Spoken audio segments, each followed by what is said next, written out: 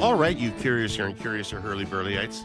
We've got a special show lined up for you today. A little different in format, much longer in running time, about 3 hours, but a subject matter that merits both of those adjustments, I think. This is our What's Actually Going On in the Canadian Economy megapod. As you know, there's so much change afoot and so many stresses. Revenue generation, tariffs, shifting trade alliances, provincial deficits, growing inequality, unprecedented high-tech innovation, nation-building projects, etc. And my goal here is to do a show that tries to wrap its arms around all of it and make some sense. I started off with an assumption that the Canadian economy was in worse shape than our governments were talking about or that people were letting on. These conversations have encouraged me, and I feel that there's a lot of optimism and positivity out there about what is going on in the economy and what can go on in the economy. So this is an interesting journey. Join me on that journey with our guests. Speaking of those guests, there are 5 of them, but this isn't a panel show. I want to interrogate their perspectives one-on-one, each according to their specific area of expertise. We'll start with Kevin Carmichael, economics columnist and editor-at-large at The Logic, to level set and give us a macro view of it all. Then we'll go sector by sector, tariffs and trade with Randall Bartlett, deputy chief economist with Desjardins, specializing in federal and provincial economies, government budgets, and fiscal policy. Energy and natural resources with Heather Exner-Pirot, senior fellow and director of energy, natural resources, and environment at the Macdonald-Laurier Institute. Capital infrastructure financing in Canada's balance sheet with Tim Murphy, executive vice president and chief strategic affairs officer at AECON, and esteemed member of our Chiefs panel. The inequality of the K-shaped economy with Heather Schofield, CEO of the Canadian Tax Observatory and former Ottawa bureau chief at the Toronto Star and the Canadian Press. So let's get to it. All right, so for an overview of where the economy in this country is at right now, we're joined by Kevin Carmichael from The Logic. Kevin, how are you today? I'm fine, David. How are you? I'm excellent. Where have we found you today? You're in Montreal? I'm in Montreal. Yep. Home of hockey in Canada. Home of hockey in Canada, especially this season, right? Absolutely. Yep. Everything's back. The universe is unfolding as it should. Again, that's right. Well, at least in one corner of the in universe, one things are particular unfolding as tiny they should. instance. Yes. Yeah. We are recording this on a day when it's actually a little difficult to have levity, Indeed. given what the president has threatened for tonight. So anyway, let's get on with talking about the Canadian economy, assuming that remains a relevant conversation. How would you describe sort of the overview of things? If you were to rate the economy based on our historical experience with it, how is it right now?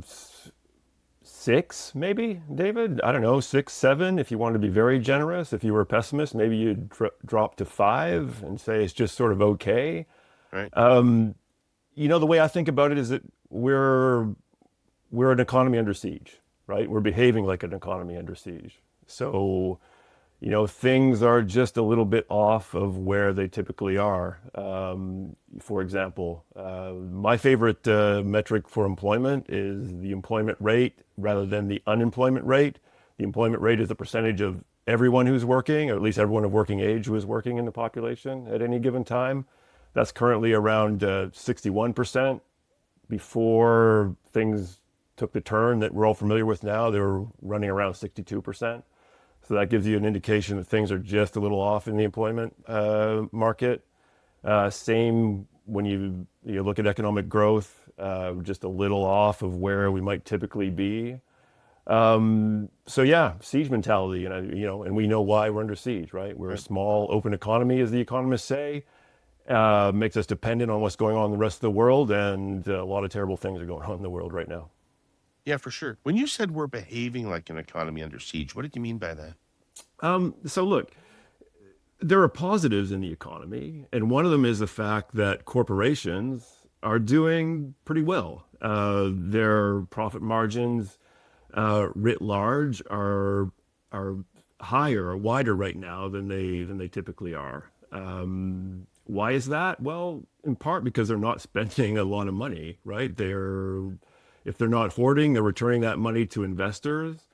And don't have an incentive to invest. And of course, we know why they don't have an incentive to invest right now, or one of the reasons they don't have an incentive to invest, and that's because of the trade situation with the U.S. I mean, most of corporate Canada become to rely on that trade relationship. And now that that's been thrown up in the air, nobody wants to spend any money until they get a sense of where things are going. So they're just stockpiling cash, basically. So that's one example of what I mean by a siege mentality. Right. It's maybe the best, And the other thing I guess I'd say, like coming into this situation, the Trump situation, let's call it, households were pretty wealthy. Maybe as wealthy as they'd been in a while. One positive of the pandemic experience is it seemed to light a spark under wages. Suddenly we're making a lot of money, relatively speaking. And so households were pretty strong. Savings rates were pretty large coming into this current period, but those savings rates are starting to run down. So what's happening is households are spending out of their savings account to keep things going at a time, like we said earlier, the employment is starting to come off a little bit. Right. Ever since a number of months ago when Francis Donald talked to me about the K-shaped recovery, I've been looking under the hood of statistics and concluding that averages don't mean much these days. No, no, they don't. Maybe they never did, but they certainly don't mean a lot right now. The K-shaped economy is an important phenomenon. It's not as pronounced in Canada, at least as far as I can tell, Right. as it is in the U.S. and elsewhere. But yeah, it's a thing. And why is it a thing? Because we've been going through this period where people with financial assets have been benefiting from that ownership to a astounding degree. We know the housing story in Canada very well, but more recently, anybody who's owned a piece of the stock markets have been doing fabulously well. Also, now that wealth is spread out across the economy, across income brackets. I think more than we tend to recognize. But obviously, much of that wealth is concentrated at the top. So those people are doing, a lot better than those at the bottom, for sure. Right. So averages don't mean much. The state of the economy that you talked about, how much does it vary from say central Canada, where I would expect the tariffs to be hitting harder than say Alberta, which may actually be benefiting from rising oil prices? Sure. I mean, it varies a lot. I mean, but that's a characteristic of Canada that's always existed, and in a lot of ways, it's what makes this economy resilient on the top line or the top level. So, Right. in a moment like this, when things are bad for manufacturing, as you say, things are looking up. Certainly, if they weren't already up in Alberta. Aggregately or across, or yeah, in an aggregate way, that those two things offset each other and kind of keeps us on an even keel. But that doesn't mean much to people in the manufacturing industry in Southern Ontario, of course, right? Yeah. So nor does it mean much to an oil worker during one of the busts out there. But yeah, absolutely right. There's certainly not a consistent story across the country. And I think, look, you start to see it in various provincial budgets, right? Like there's a reason that New Brunswick, Nova Scotia are suddenly struggling a bit with their financial situations. That's because their economies, of course, don't have as much breadth to endure a situation like this. So they're starting to feel it on the bottom line in places like like the Maritime Provinces, and I'm sure we'll start to see it elsewhere. Let's talk about the fiscal situation for a little bit, because I think when you and I talked about getting ready for this, I had mentioned to you that I've been noticing these significantly growing deficits at the provincial level, one year over the other, and I was interested in what was causing that. So first of all, is my observation correct that provincial balance sheets have deteriorated significantly over the course of the past year? And as a corollary, should we expect the same thing is happening federally? I think the short answer is yes. I mean, obviously, there's always lots of nuances around this, David. I mean, you know that, but generally speaking, yes. The provincial budget story is something that seems to have crept up on us. That's probably because we've been too focused on so many other things. I think what's happening there, probably at least an important factor, is just the shift in interest rates. So all of this stuff that's going on in the world is affecting the cost of borrowing, and we talked earlier about how small open economies like Canada sort of are at the mercy to a certain extent of what's going on in the rest of the world, and this is a great example. I mean, are the in isolation are the Canadian are any of the provincial fiscal situations or certainly the federal situation terrible or in particularly bad shape, certainly relative to what you see going on in other parts of the world? No, not necessarily. But because of everything that's been going on in the US and how that's been affecting investors' appetite for risk, interest rates around the world are just rising, starting with the US. And Canada can be as fiscally responsible as it wants to be, but its borrowing costs are going to climb up along with American borrowing costs because the U.S. is the benchmark basically for how money circulates around the world. So that's starting to bite across Canada, and I think that's what finance ministers are adjusting for. They look. All of us blew our brains out, or all of us that, speaking of governments, that blew their brains out to get out of the pandemic, and never really did a lot to pull in that spending. Didn't have to right away because there was a decent amount of growth and things were rolling along. But getting back to how we started, I mean, that growth just isn't there anymore. So that's starting to catch up with finance ministers across the country, and probably is going to catch up to a certain degree with the federal government too. But I guess because of their new budgeting schedule, they don't have to think much about it, or I'm sure they're thinking about it every day, but they don't have to talk much about it until later this year. But I do think that that's mostly what you're seeing in provinces, David, is that they're having to reckon with the sort of the interest rate spike in real time, and nobody would have seen this coming, say, 6 or 9 months ago. Right. So you're a bit of an expert on the Bank of Canada. What do you expect them to do over the course of the next year? So look, I'm kind of watching inflation because of the rising oil prices, and let me answer that question this way. So all things equal, I think the Bank of Canada would probably cut interest rates today if there wasn't a war in Iran, for example, or if there weren't all kinds of other reasons to worry about where inflation is headed.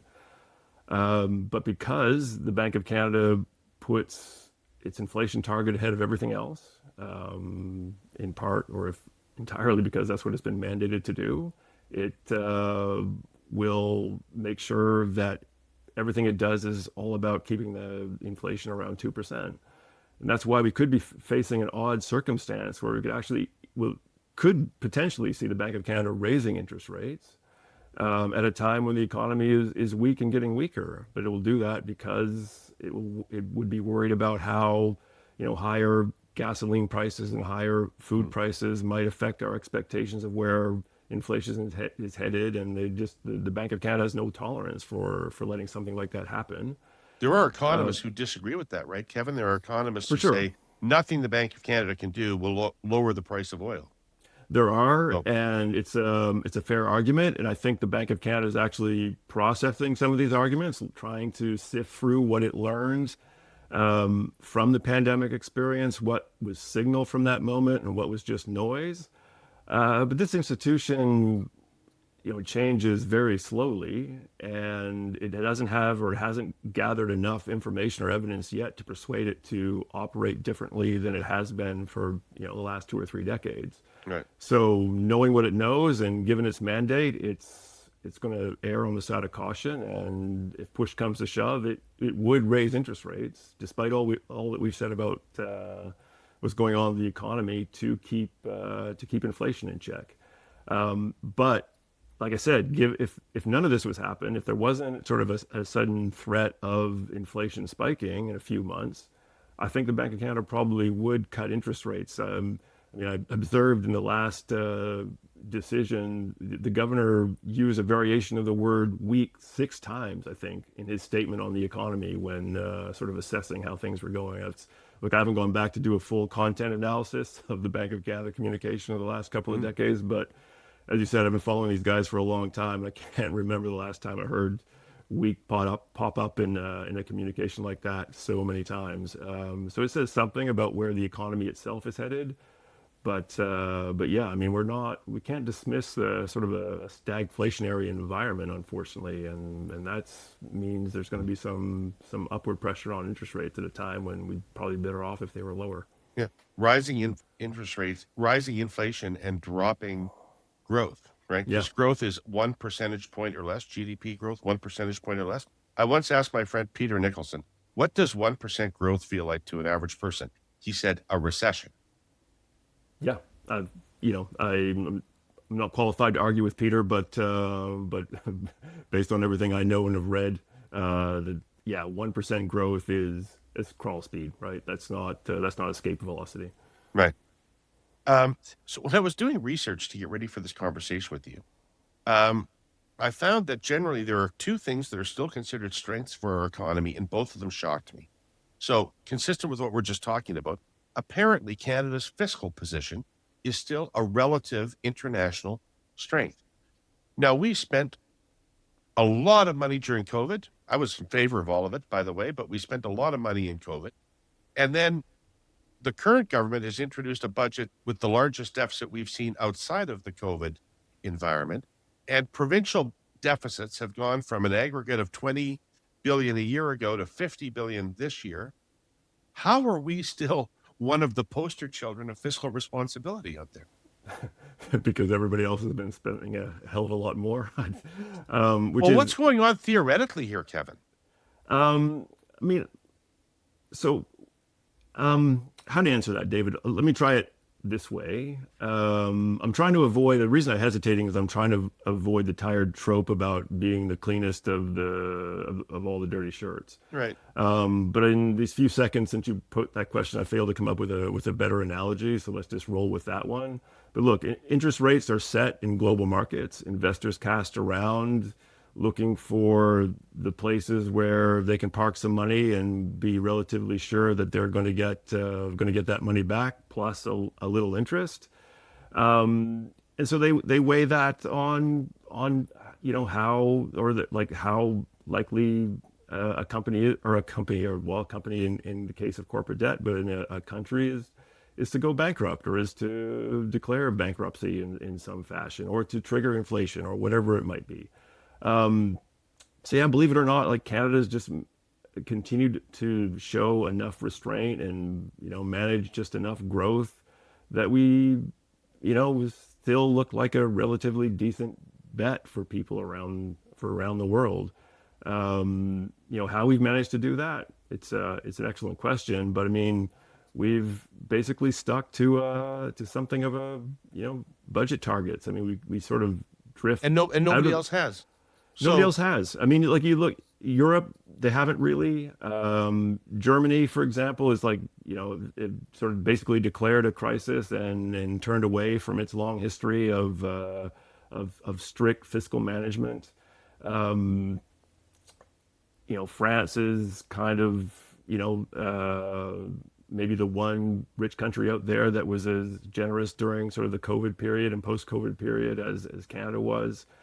UK is having all kinds of problems that have been well documented. So, in that constellation, and then never mind what's going on in the US, right? Where they... Well, can I ask you about that? Can I just stop and ask you? Sure. Like, they don't even talk about it anymore.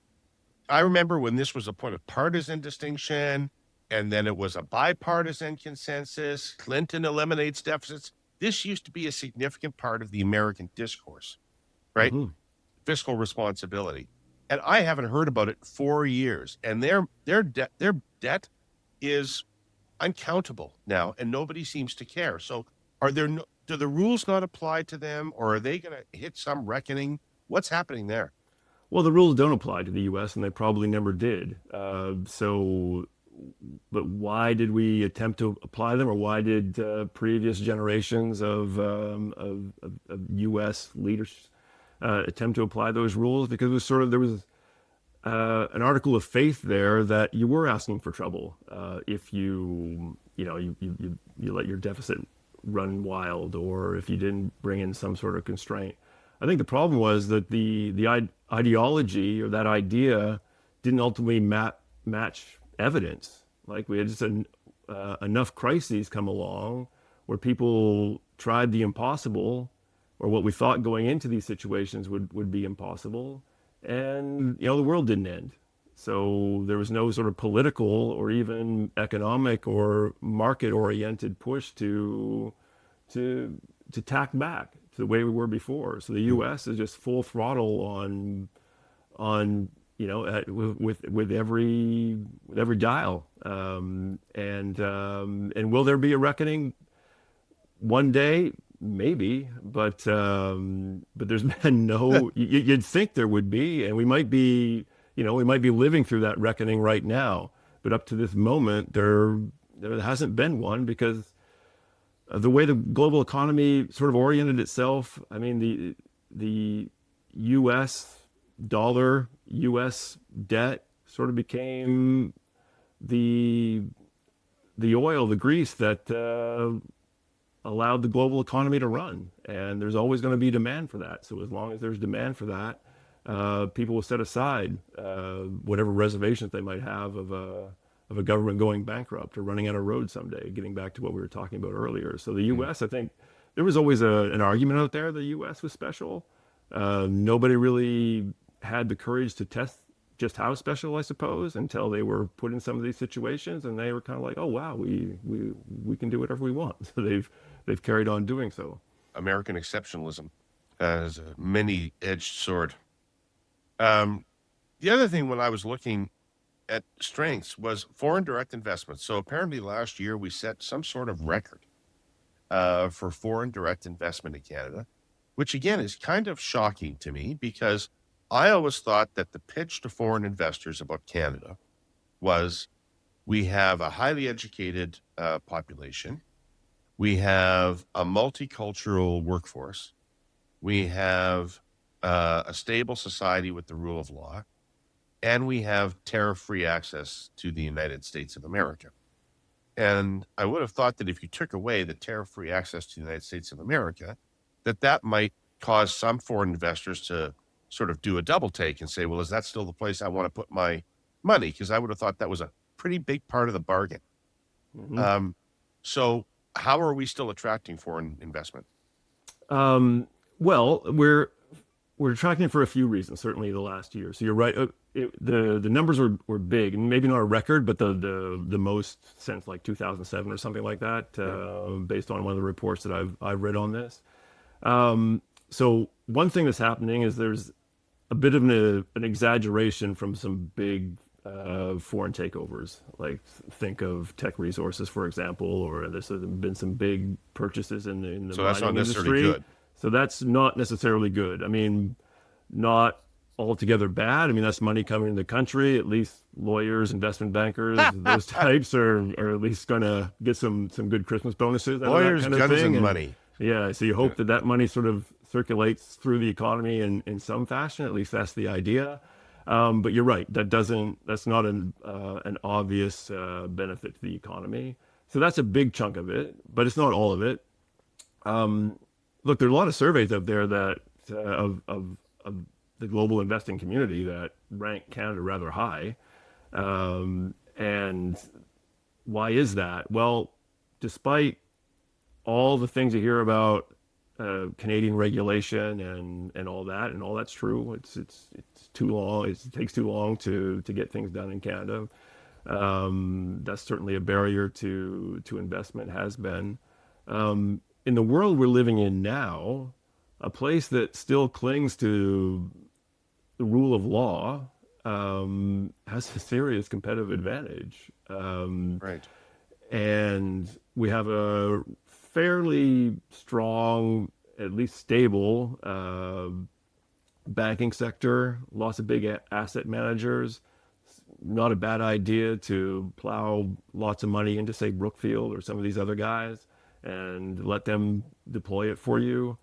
And there's always lots of, investing going along on the around or in the tech world, and we've got a lot of smart people starting smart companies, and they start to look good to bigger tech companies out there, so they might swoop in and buy some of buy up some talent or buy up some intellectual property. Look, we're not a strong enough economy right now, and probably never were and never will be strong enough that we can sort of survive without foreign investment. So it's great to see that happening. But what we really need, David, is more domestic investment. We talked about it earlier. We need like the business investment needs to business investment needs to turn around. I mean, And are they the ones that are scared about CUSMA? They're the ones that are scared about CUSMA, precisely. So it's a bit of a trap. For the last couple of years, the economy has been sort of trundling along on the back of government spending and household spending. Both those things are coming off for reasons that we've discussed already. But we've not gotten any lift at all from business investments, and basically flat to negative. Nothing much from housing over the past couple of years. It's basically flat. The Prime Minister must have a view about this, Kevin, because I think I saw him give a speech as a Bank of Canada governor. So this is now going back a long time, where he used a phrase "dead money" to describe what the Canadian business sector was sitting on, right? Profits they weren't reinvesting in productivity. He called it dead money. That's got to be 15 years ago. Yeah, I think it might have been. I Right. wrote about that, those remarks. Yeah, it's he almost certainly would have thoughts about this. Those remarks were controversial at the time. They would remain controversial today. All those companies that are sitting on, let's just use the Prime Minister's previous phrase, dead money, they would say, no, that money's not dead. We're sending dividends back to our shareholders. We're buying back shares. We've got lots of free cash flow. This is the kind of things that makes investors happy. These are all marks of strong companies. So this money is anything but dead. And we talked about the sort of wealth that's being generated through stock markets. So that is circulating into household finances. So, we're wealthier, but that money isn't being deployed in a way that moves the economy forward. And I think this is ultimately what the Prime Minister was getting at 15 years ago, or whenever he uttered that phrase, is that these companies are not compelled for whatever reason to use that money to gain market share, to go into new markets, to build new, flashy, interesting things. They're just comfortable. Invest in technology. Absolutely. Like it's a bête noire of the Canadian economy. These our biggest companies and not even our biggest companies, they're just companies across the board. The evidence is crystal clear on this. To just do not invest in technology the way that that more productive, more stronger economies around the world do. Look, I don't know what's going to turn that around at this stage. Certainly, the current Prime Minister, former Bank of Canada, trying to embarrass them didn't work. All the opportunity that exists at the moment. I mean, it feels terrible, right? Like, and you look out the mirror and you're like, you think the world's about to end. But these are moments where there's all kinds of opportunity. This is like classic technological disruption stuff. Yeah. And that means that, old ideas fall away, but new ones take hold. And that means you're back at the starting gate with everybody else. These companies have a lot of cash to deploy and lots of possibilities there, but something holds them back. You've been in this game longer than I have, David. Maybe you have ideas, but Well, I know the very senior officials of the Department of Finance have told me they don't know that the government can do more with the tax system to incent this? Hmm. That it's behavioral at some level. Yeah. Look, I'm persuaded by that too. Um, and I've heard that argument from people in Ottawa that is basically like, look, we've played with the tax code any number of ways. You might not like everything, but it's still ultimately competitive, and yet nothing seems to move things forward. And it's a Right. real problem. I think we seem to we're hung up in a lot of arguments that we've been having for a couple of decades, and I mean to get this forward, in order to move out of this, to get out of this sort of siege mentality that we talked about, I think we've got to start to get deeper and figure out what's going on and what keeps these companies from wanting to invest for the sake of investing, right? Like, this is how capitalism is supposed to work. It's supposed to be driven by people who want to grow profits, want to get bigger, faster, Maybe we're stronger. not greedy enough. We might not be greedy enough. We might not be greedy enough. Look, I've been thinking about this lately in terms of what's going on in the oil sands. And it's the one thing, maybe the greatest lesson of economics, or the greatest lesson economics has to teach us, is the power of incentives. And, you line up the incentive structure of the oil sands today, and they've got very little incentive to fill the pipeline that the Alberta government and the federal government appear to want them to fill. Right. They certainly have no incentive to spend, multiple billions of dollars on a carbon capture project. I mean, that's just like, to them, that's dead money, right? Like, that's money that they can't, return to shareholders through their steady stream of dividend increases and share buybacks. Right. But, like, that's, to me, how economies just sort of start to stagnate, right? Like, had a different mindset, you could look at that carbon capture possibility as an opportunity. But we don't have the types of companies who think that way. Right. I mean, if you actually nailed that, it might have some value around the world, right? Yeah, if you'd think, but we Yeah. got to get going, because it's not like the rest of the world is sitting still. I mean, maybe they're I don't know, maybe they're waiting for Total or one of these other big European oil and gas companies to build it for them, and we'll buy it down the road. But that's money that goes back to France or somewhere in Europe, where we could be doing that here. But like I said, the incentive structure in too many places in corporate Canada, I just don't think at this stage in all the development of those companies really is aligned with pushing the economy forward. Right. I'm going to ask you a question that has a very strong risk of being dumb, but I'm really curious about it, so I'm just going to ask it. Foreign investment. When the prime minister goes to a country, meets with the leadership, and says there's a commitment from the UAE to invest X billions of dollars in Canada, what's the connective tissue? How does that money get invested in Canada? How does it go from that deal between the leaders to money actually going into something in Canada? Well, we need that thing to get off the ground, right? So let's stick with pipelines, and it's pretty clear that whether it's the Alberta government, maybe to a certain extent Tim Hodgson, others in Ottawa, are sort of casting around looking for people to come and help them finance that thing. Right. So how would that work? Well, someone from the Middle East or someone from Asia or someone somewhere that has an interest in sort of steady long-term returns that a pipeline could generate would come in and say, yeah, I'll underwrite part of that for you and take my share of those steady returns that we talked about. So that's basically how it works. And where does that money land in Canada? It might, I don't know, like we said earlier about Brookfield, it might land with a big asset manager, or it might land with the proponent itself, say, I don't know, TransCanada, or Trans Mountain, sorry. Right.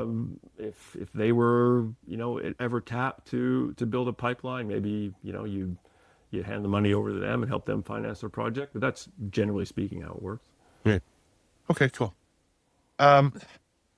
I think we're headed to quite a discussion in this country about whether or not we need to re-sign on to CUSMA. As I think it's quite possible that the president will present us with options that are quite distasteful. And do we have the option to say no? What is the impact on Canada of saying no? Wow. I'll answer that two ways. So was the short-term impact of saying no is a recession. I think the reason that the second Trump administration and all he's doing around trade didn't hit as hard as we thought it was going to is because, for whatever reason, he spared much of the activity that goes on under the rubric or under the umbrella of the trade agreement. Yeah. If tariffs had gone up across the board, I don't think, given the way Canadian business has sort of structured its trade relationships, it wouldn't have been ready to absorb that kind of a surprise, and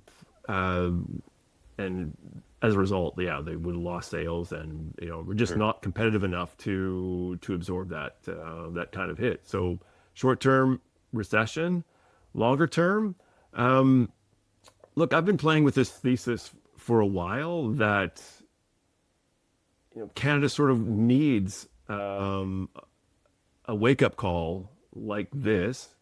I prefer I prefer sort of the siege situation where we give ourselves a few years, we hold on for a few years and then orient in that time, Right. rather than to be walloped all at once, rather than to absorb the asteroid strike.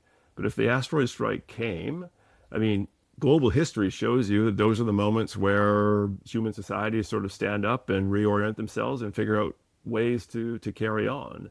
My sort of sense of Canada is that we've never really had an asteroid strike, at least not for a long, long time. So we've gotten too used to sort of like counting on the U.S. market to generate the wealth that underwrites sort of society that we've built up here. Yeah. I think that there's no reason to think anyway that Canadians are any different than Finns or Australians or Singaporeans or anyone else that has sort of had a shock, an external shock of this kind in their histories, and have rallied as a result. We should be able to rally, but we might not be inspired to rally until we actually have to. So that's my second answer to your question about CUSMA, David. I mean, if we did lose it, a bunch of people would have to rethink their business plans, their business strategies, and maybe that would be what would force some of these companies to take a hit on their profit margins, or to tell their investors that, look, sorry, I'm not going to pay you a dividend for the next year or so because we got to reorient the business to survive. But those decisions haven't faced too many of our companies for a long, long time, and if they did, they'd be forced to rally. But as it is now, they find themselves in a position where they'd just like to keep, rolling in the cash. Well, maybe there's hope here because the Prime Minister does appear to have a clear economic plan, and he does appear to be pursuing it almost single-mindedly out of the government. I guess my question is the time frame of the things he's working on the same time frame as the asteroid?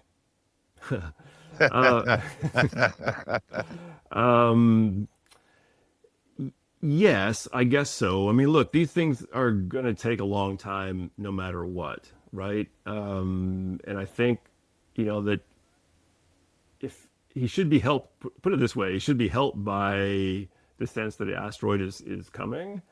That's why I think it's probably better to assume that it is rather than it isn't. Like, this is what, any good business would do, right? You'd hedge you don't want the asteroid to hit, but if you can see it coming, hurling towards you, and you can't be quite sure if it's going to go sort of off to the side or going to hit you head on, I mean, you prepared to be hit. So there's every reason to advance on these major projects and everything else that the Prime Minister is working on as fast as possible.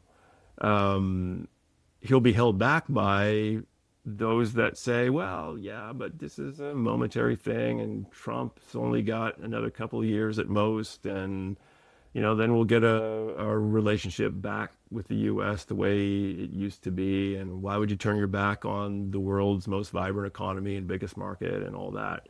So just sort of that argument, while legitimate, feeds a certain amount of complacency, and we'll see. And vulnerability. And vulnerability. I think ultimately vulnerability. And so even if that argument turns out to be right in 2 years or 4 years, the economy still remains vulnerable. Kevin, that argument can never be right again. Americans, 3 times in a 10-year period, half of Americans voted for Donald Trump. And on trade issues, there is no real reason to believe the Democrats are going to be free traders going forward either in the American context. But certainly, we cannot build an economy that is dependent on what the voters of Wisconsin do every 2 or 4 years. I don't think so, David. So those who would say that our destiny is that of the U.S. or our destiny is to be sort of subservient to the U.S. economy would probably say that, look, this is not the first time that we've tried to diversify trade or tried to build up a stronger internal economy. Never works. I would argue has never worked before, or that the context, at least now, is rather different than it has been before, because we haven't been faced with a situation where it's so obvious that the U.S. economy or the U.S. leadership, the U.S. populace, can be trusted to want to treat us as a friend. Right. Canada's colonial history, at least, is that of being, a node in somebody's empire. France at first, Britain, now the U.S. I think that creates a certain mindset, a certain mentality that, we sort of owe everything to one of these bigger powers. Ultimately we'll owe a lot to those bigger powers. But we'll owe everything to those bigger powers if we don't actually find the resolve to do some things to make ourselves just a little more adaptable or resilient to situations like the one we're enduring right now. And I don't know why we wouldn't want to do that, even if the U.S. turns itself into our best friend again, say in a couple of years. I don't know. I mean, if we know anything by now, we're in a world of violent shocks. And why should we want to be dependent on, how the U.S. responds to those shocks for our own economic survival? I would think we'd want to build in a little of our own resilience at a time like this.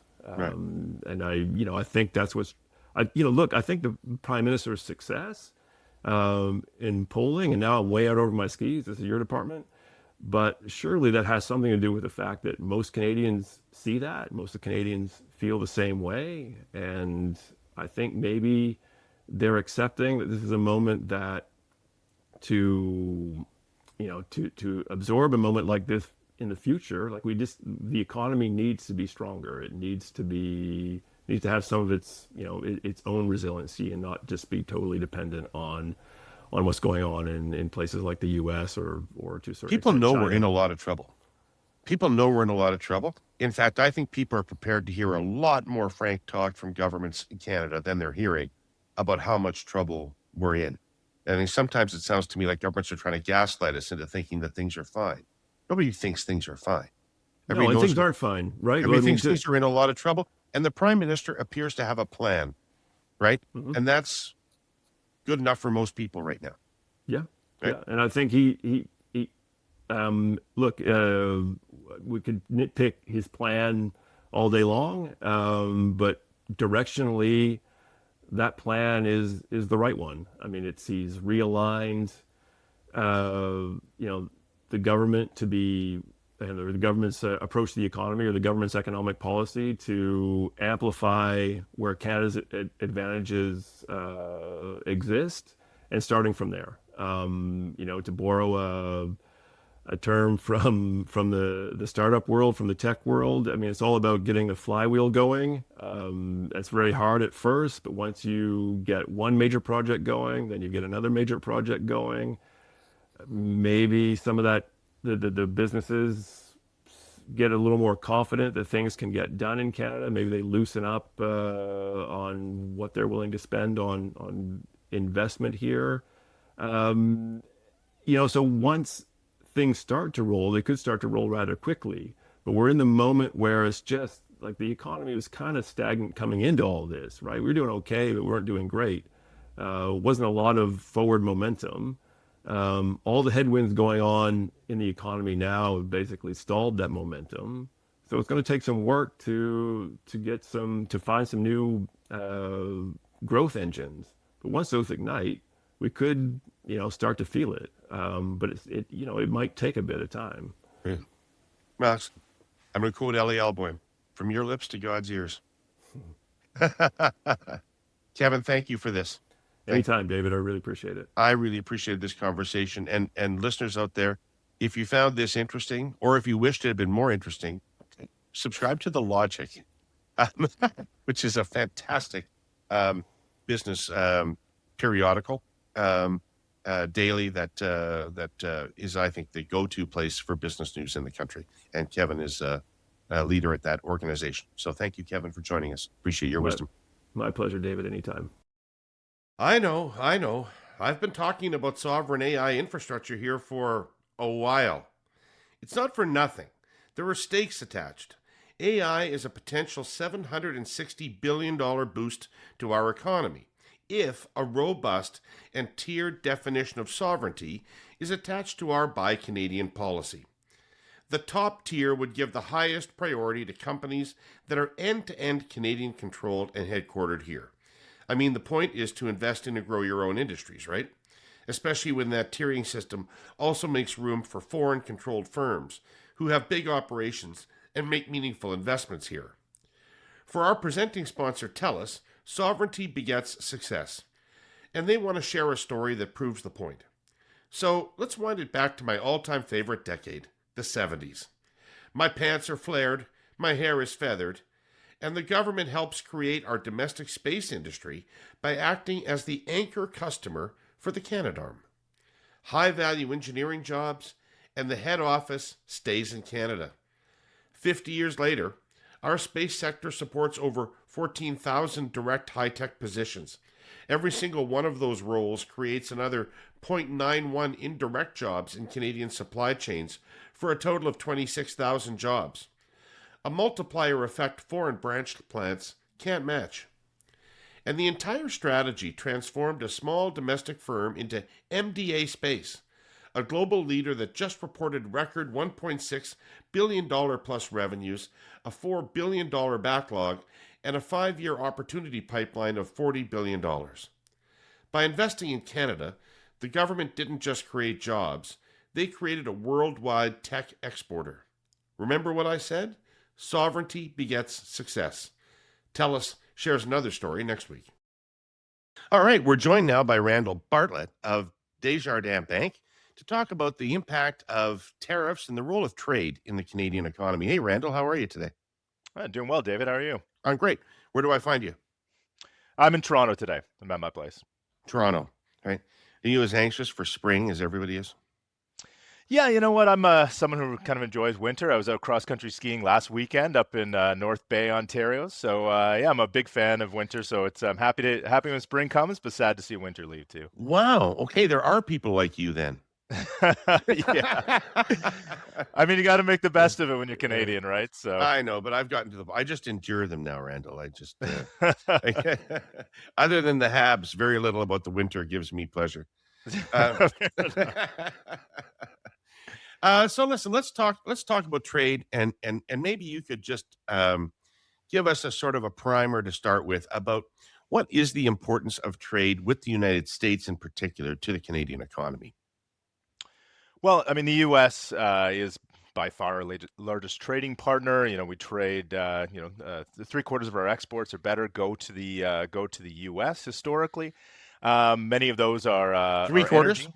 Three quarters, you said? About three quarters, yep. And Excellent. a good chunk of that is energy. It's our primary export to the U.S. and to the world, for that matter.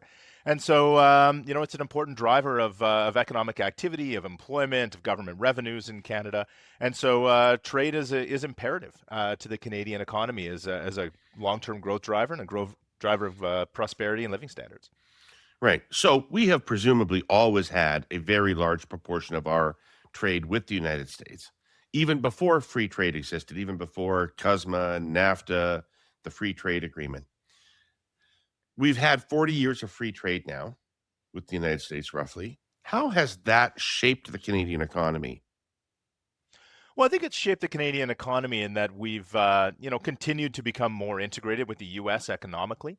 Our Across the Canadian economy, it's not just those sectors that export directly to the U.S. and trade directly with the U.S. They're two-way flows. Obviously, it's not a one-way street in trading with them, but it's also, a lot of other industries benefit from that trading relationship because it drives economic activity. And so it really is something that you can't really separate Canadian economic growth and activity from that trading relationship with the U.S. that historically has become increasingly integrated over that 40-year period. Right. Do you have any sense? Is it possible to calculate how much more prosperous it's made us than not having a free trade agreement would be?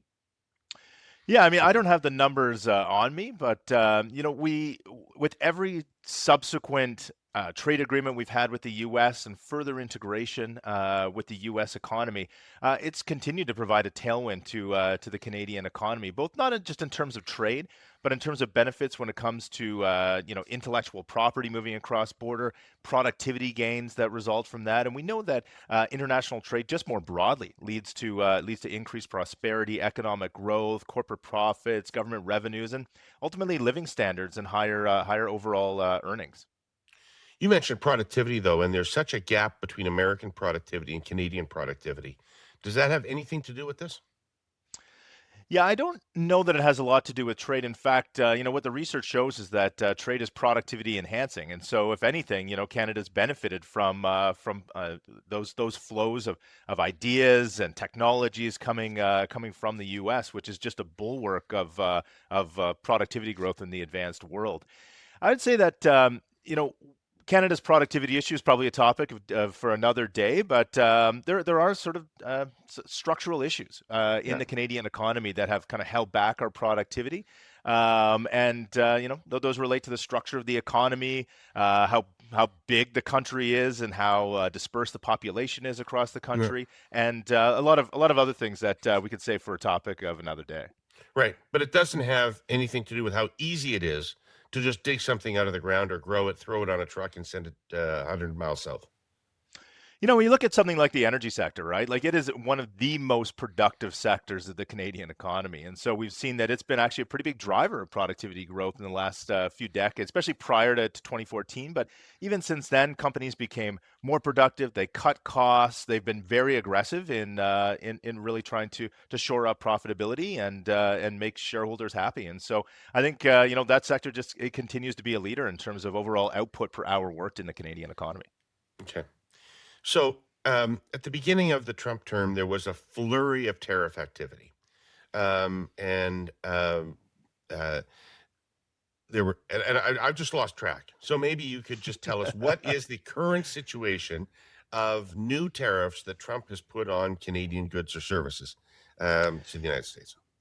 Yeah, so it's just been a flurry of announcements, especially in the early part of 2025, and it was challenging to catch up with. We were just working day and night, weekends to try to keep on top of this stuff. And you think back, starting as early as February of 2025, the Trump administration was going to put 25% fentanyl migration tariffs on Canada in early February. Delayed those by a month. They came on in early March. Canada reciprocated with 25% tariffs. Then we had further tariffs put on shortly after that on steel and aluminum. Again, Canada reciprocated. Then it was autos. This is all in the spring of last year. So, and this is Canada, targeted at Canada specifically. This is separate even from those Liberation Day tariffs that Trump announced on April 2nd last year. And so there was this deluge of tariffs announced on Canada. The one saving grace was that shortly after the first tariff announcement, Trump actually allowed for goods that were CUSMA compliant to be exempt from U.S. import tariffs. And so what that did was that allowed Canadian exporters to move from a situation of very low CUSMA compliance to one which is now over 80%, has pushed as much as 90% CUSMA compliance in the exports going to the U.S. And so actually bring down those effective tariffs to something which kind of puts us in a situation where the average tariff on a good going into the U.S. is just slightly higher than, say, 3%, and well below what a lot of European and Asian countries are paying. Right. So most of the economy has been shielded, but the sectoral tariffs have bitten. That's right. Those 232 tariffs on steel, aluminum, copper, autos, not manufactured, the non-U.S. content of those autos, as well as some manufactured wood products. Those things have, that's really the bulk of the tariffs that are now being faced by Canadian exporters. And they're material. I mean, we've seen that, they've had a major impact on auto producers in Canada. You look at a place like, you look at a company like Algoma Steel, based out of Sault Ste. Marie, major implications for them as well, significant layoffs. And so it's been something that's, had a big impact on those economies that have been, those communities that have been affected, those industries that are affected. And when we look at the provinces across Canada, it really is Ontario and Quebec who have borne the brunt of the tariffs faced by Canadian provinces, because that's where those industries by and large are based, and so they're really feeling the impact on those industries and within those provinces. All right.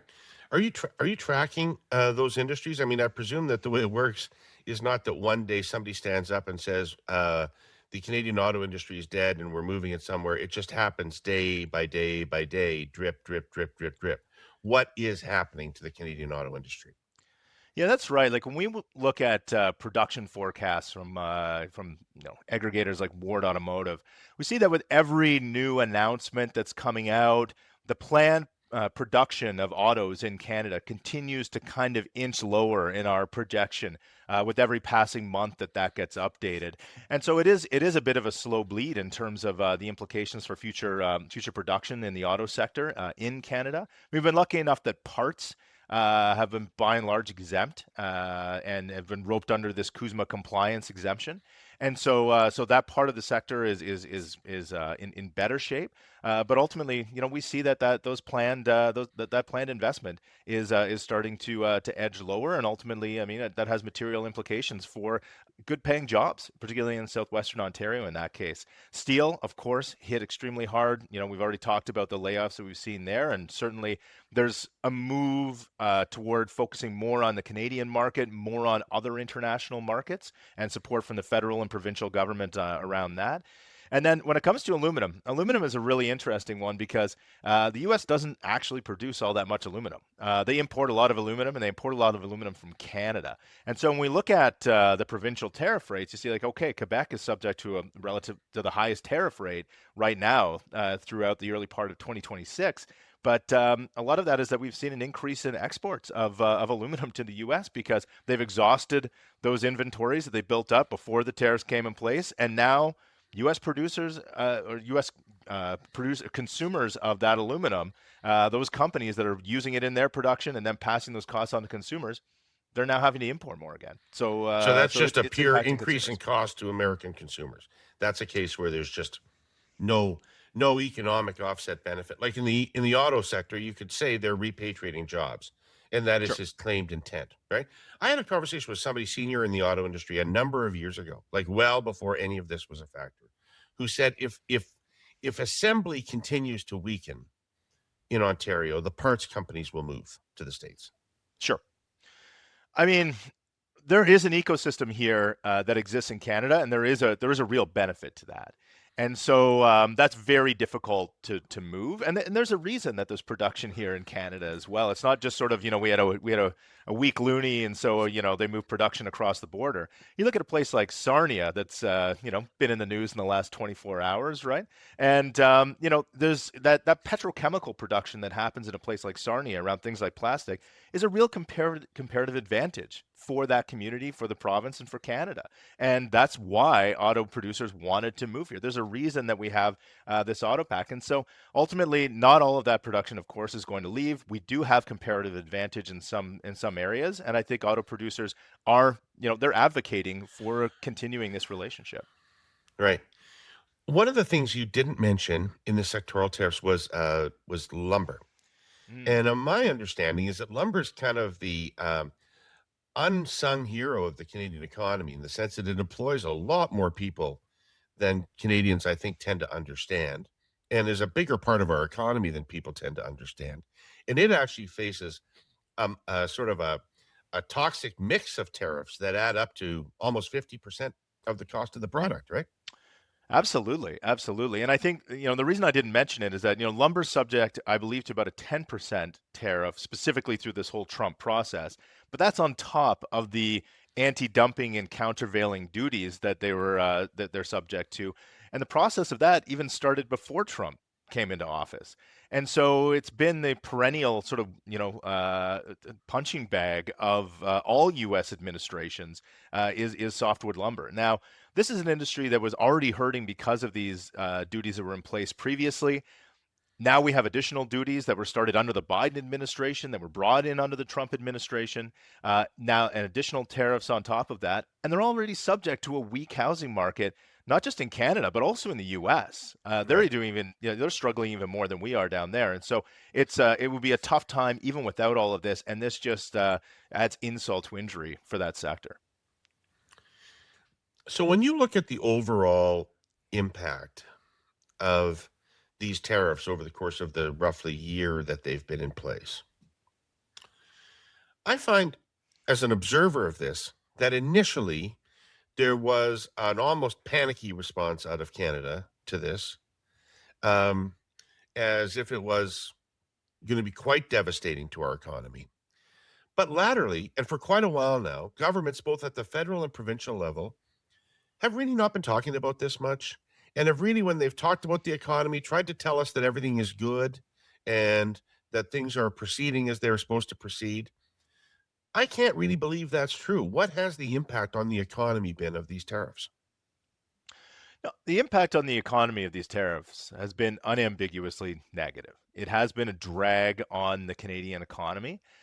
But I think what people are sort of, breathing a bit of a sigh of relief about is that it hasn't been nearly as bad as was anticipated. When we look back at our forecast from the early part of 2025 and then where we are today and where the actual tariffs have come in, on average across the whole economy, it's less than half of what we were anticipating a year ago. For provinces like Ontario and Quebec, the economy and labor markets haven't suffered nearly as much as we anticipated. There's been a lot more resiliency in those economies and in those labor markets than we would have expected. You look at the Ontario budget that just came out a couple of weeks ago, like the revenues they recorded or expecting to record for the last fiscal year were billions of dollars higher than they previously anticipated, in part because the economy continued to perform much better than expected. And so I think there's a sort of a collective sigh of relief. That said, July 1st is coming up. Kuzma joint review, inflection point, and I think that's really where the concern is that around policymakers, and I think that negotiation's happening, and I don't think anybody wants to upset the apple cart when it comes to that at this point. Right. Okay. Well, let's talk about that, but let's start by talking about diversification efforts, and that seems to be the major focus of the Canadian government's policy in this area is to diversify the Canadian economy. I hear some people express great enthusiasm about this project, and I hear other people diminish it and say that Canada's always going to be reliant on the American market, and this is just tinkering around the edges and not fundamental. What's your take? It's a little bit of both and, I guess. I guess that's a classic response from an economist. But it's one of those things where, we've talked about diversification for a long time. There have been periods of time when Canada's trade has become more diversified than others, but ultimately the U.S. is our largest trading partner. The U.S. has likely to always be our largest trading partner. We share so many things in common with the U.S., whether it's language, culture, relatively common legal framework, all of these things. So it makes trade really easy between the two countries. Proximity, obviously, being the biggest one.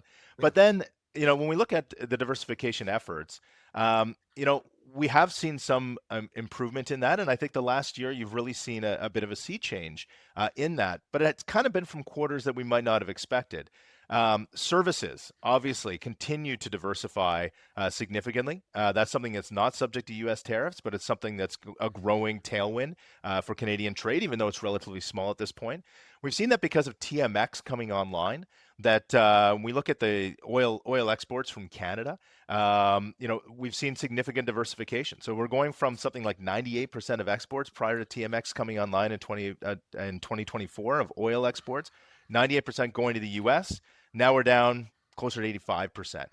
And that's not a U.S. demanding less oil from us. That's exporting more oil to Asia. And so certainly that's been a positive. And At higher prices, right?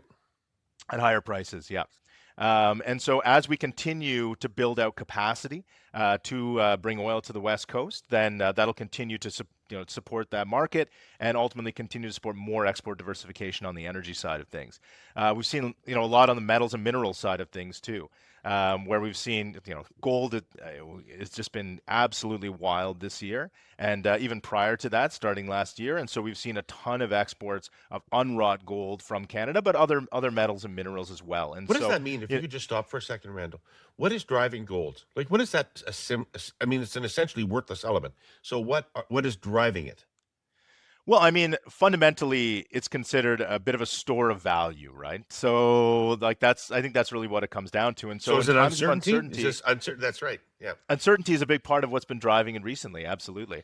But there are other more fundamental drivers as well. We've seen that a lot of sort of official buyers of, say, U.S. Treasuries have been diversifying, like central banks have been diversifying out of Treasuries and building up a larger share of their reserves in gold. Same with the other types of official buyers like sovereign wealth funds and that kind of thing. So there's been a lot more interest on that side of things since Trump has come into office, and even before that. But yeah, uncertainty is the big sort of swing driver of gold demand and gold prices. And so it's been a big boon for exports in the last this year, but even prior to that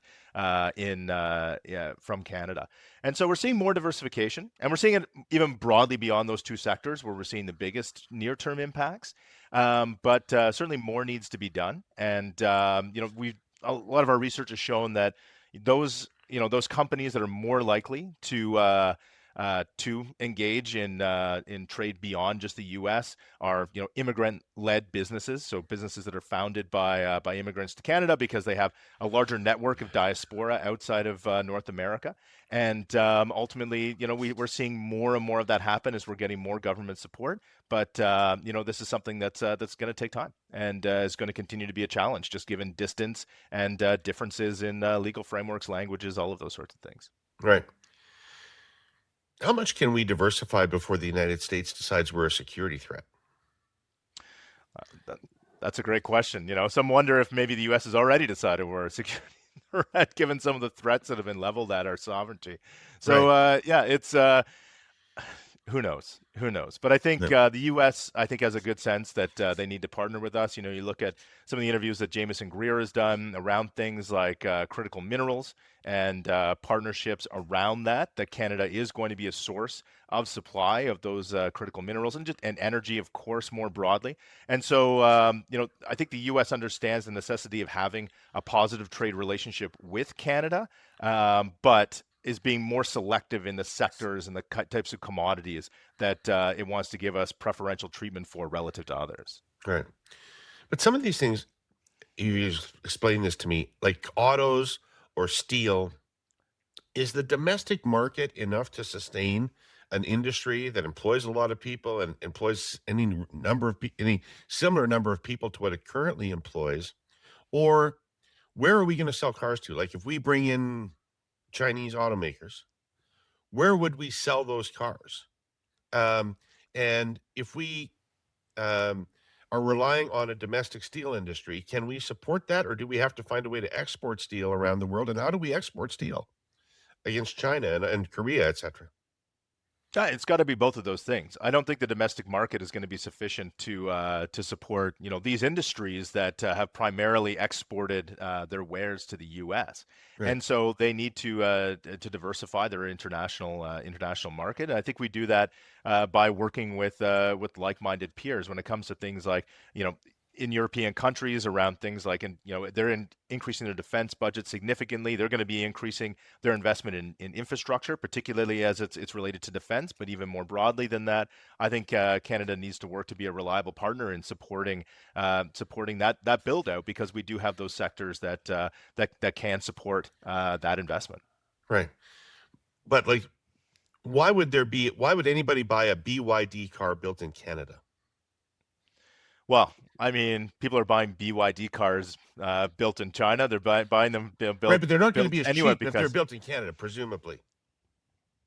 yeah, I mean, I think it's going to be part of a broader supply chain of BYD vehicles sold around the world, right? So what I'm sure we're ultimately going to start to see isn't just the assembly here happening in Canada, but also areas again where we have some comparative advantage, and we also have we have access to markets that say China doesn't have access to in terms of trade agreements that we have. So I'm sure part of that will be taking advantage of those existing agreements. That was part of the positive that came with investing in Canada in the past. We think of companies like Honda and Toyota having access to the U.S. market.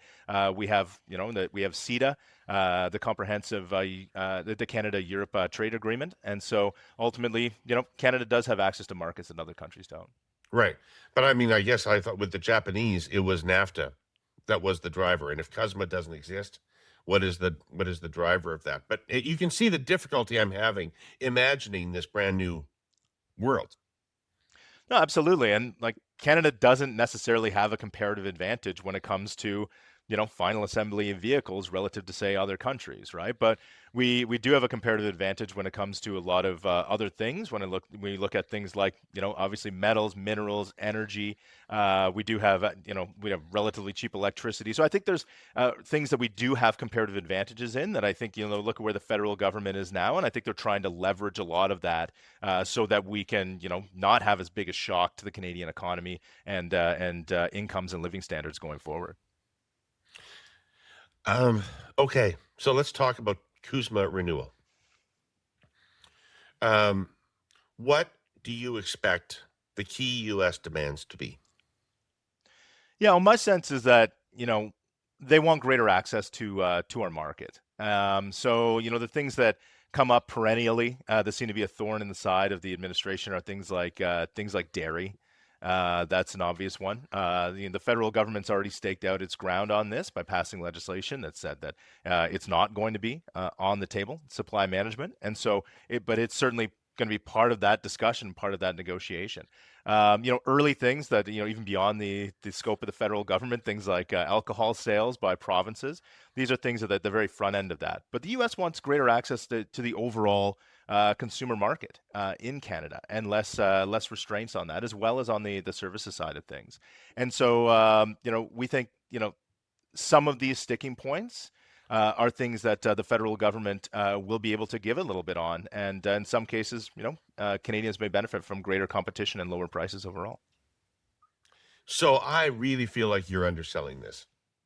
I really feel like you're underselling this because it feels to me like you're describing a situation where both parties want to reach a deal. And there's just a couple of irritants that need to get ironed out. And if that were the case, I would assume it could all happen. But if I listen to the president, he doesn't believe in free trade. He believes in tariffs. So I would expect that he wants CUSMA to expire, and that if we don't, we have to entice him. Something has to be on the table that's quite dramatic for him.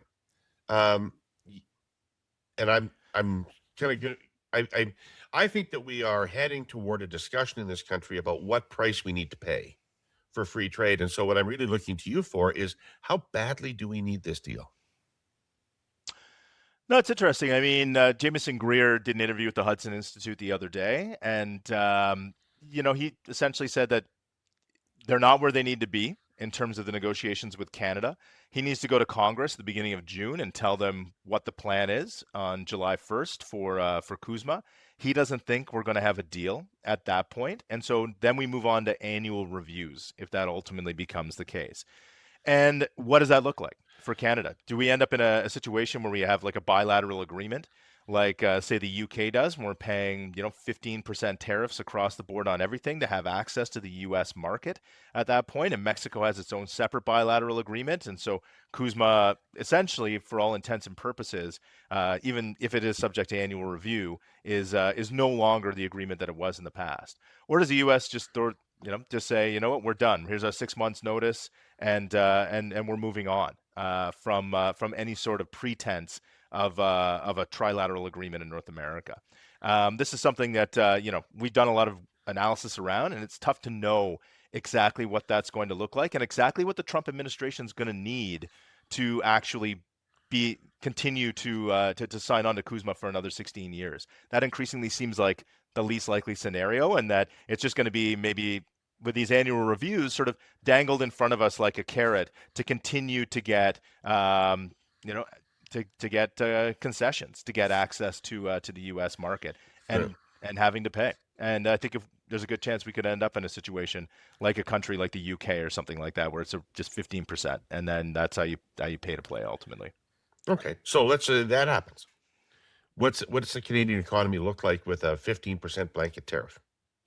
Yeah, our sense is that because of the role that Canadian energy plays in the U.S. energy ecosystem, things like potash as well and other inputs to production in the U.S., there will be exemptions for some of these things. And so what they're really focused on are things that are like non-energy,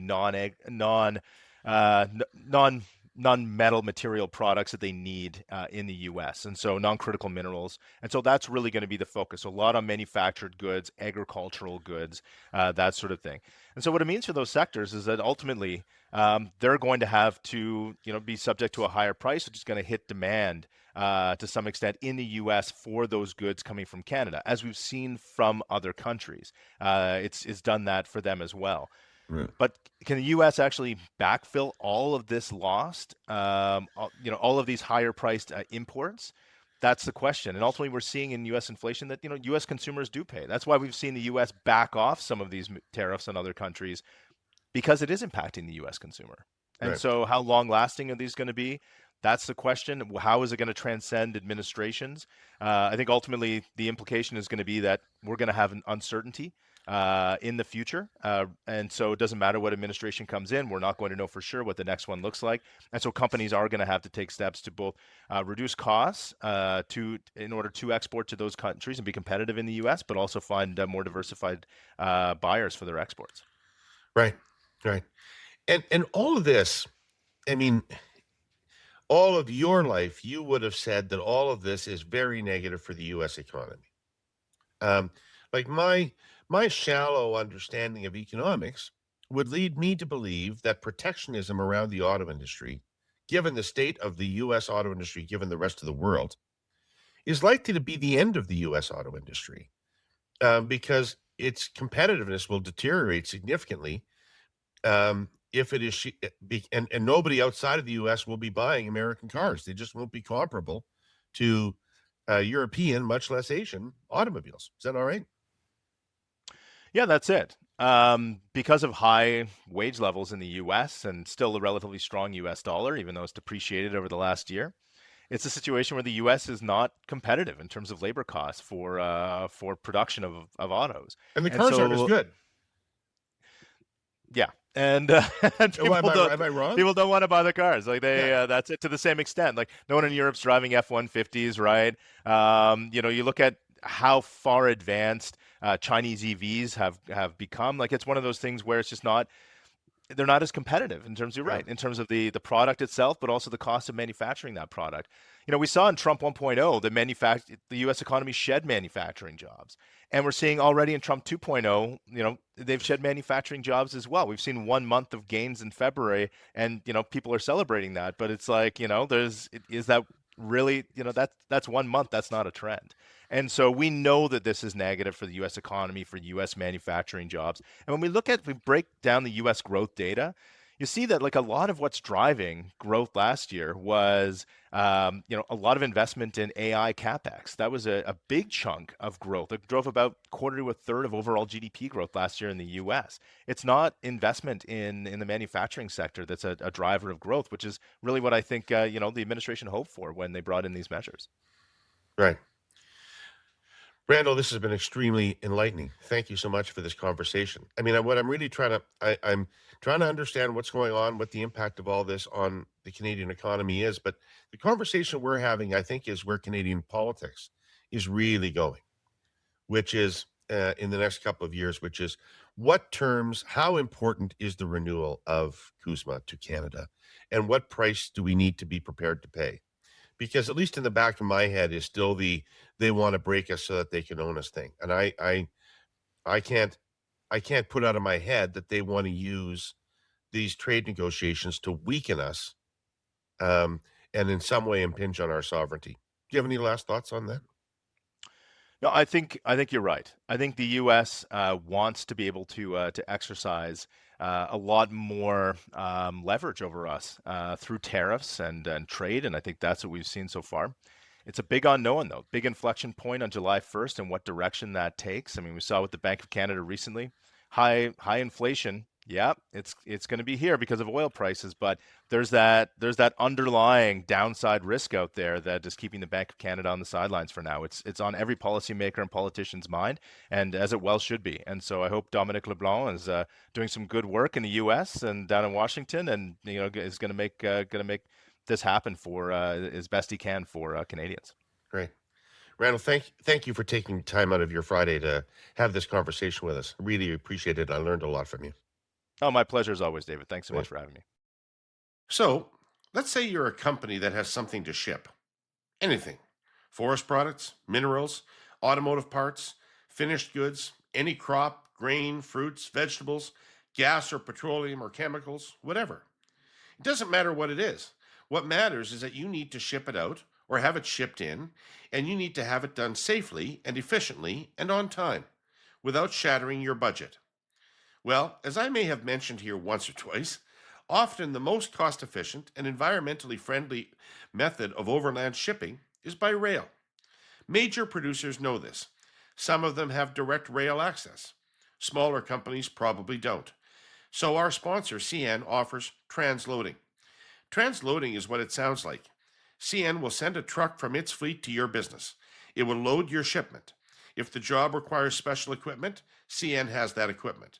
Pumps, conveyors, front-end loaders, whatever heavy machinery it takes. CN will then move your cargo to one of its 31 transloading terminals in Canada or the States, where it goes onto a train and on its way. At the other end, same story. CN will remove the cargo, load it onto a truck, and deliver it. If you're not near one of CN's 31 terminals, that's also not a problem. The railway has hundreds of top-tier partners, and its team of experts will handle everything. CN has an enormous footprint. It is also, of course, capable of delivering cargo to or from seaports on Canada's east and west coasts and down the Mississippi on the Gulf. Basically, you might think you have a shipping problem, but CN has the solution. It can help you move almost anything. It will even store it until you're ready. Think transloading. Heather, great to have you with us today. How are you? I'm great. Thanks for having me on. Great. Where do we find you? I am just outside Calgary in a little town called Bragg Creek. Bragg Creek. I've been there. That is a lovely little suburb of Calgary. Very lovely. Lots of snow this year, so we're still getting hammered out here. Oh my God. Really? Is there more snow today? Yes, more snow today. It looks like the 14-day forecast looks like pretty miserable. Great for the ski hills, great for the farmers, as we always say out here. It's April. Yeah. Yeah. Okay, so I wanted to talk to you about the role natural resources plays in the Canadian economy and the role it could play in the Canadian economy, and how we've been managing that as an economic factor in the last number of years. But maybe I could just start with an overall question, which is how does natural resource development benefit the country overall? Like when we develop the oil reserves in Alberta, or when we develop natural LNG reserves in British Columbia, what's in it for somebody in Toronto? Like, how does this help the country? Yeah, for sure. Well, I mean, it's obviously an important part of the economy. So depending on the account, it's probably, upwards of 10% of GDP. But it's much more important on the export side. So in terms of what Canada trades with the world, in exchange for what we get from outside, resources will probably be half of that. And oil probably accounts for just about a quarter. Probably now by value, oil will certainly account for a quarter of that. So it's a big part of what we trade and how we're important to our allies. And then it's a big part of tax take. So to get to your point, concretely, so if you work in the oil sands, or if you're a miner in Sudbury, that obviously helps Ontario. How governments get money from resources is through two things, primarily is royalties and through taxes. And so the provinces are the ones that get the royalties. So they'll charge, they're the resource owners, and they'll charge a company a certain royalty to get it. So Ontario's probably raking in gold royalties right now. Is helpful for it. Alberta's raking in oil royalties. BC's raking in natural gas royalties, and then also the corporate taxes. So all those corporations that are working in the country and the whole procurement supply chain, they'll all pay corporate taxes to Ottawa. And so even at a time like this, Ottawa will have a bigger tax take. Right. That trade part of it, I don't know whether I fully understand the implications of this, but my understanding is that, for instance, oil has a massive role in propping up our currency. That because it's so much of what we sell to the world of value, that the Canadian dollar is actually pretty dependent upon our ability to sell natural resources, particularly oil. Yeah. So it's a huge part of what we trade the United States. Almost everything we sell in oil, we get in American dollars. So that's very helpful because we're buying a lot of things in American dollars. So that helps keep some parity. So we earn foreign exchange with Right. natural resources in particular. So that's obviously very helpful.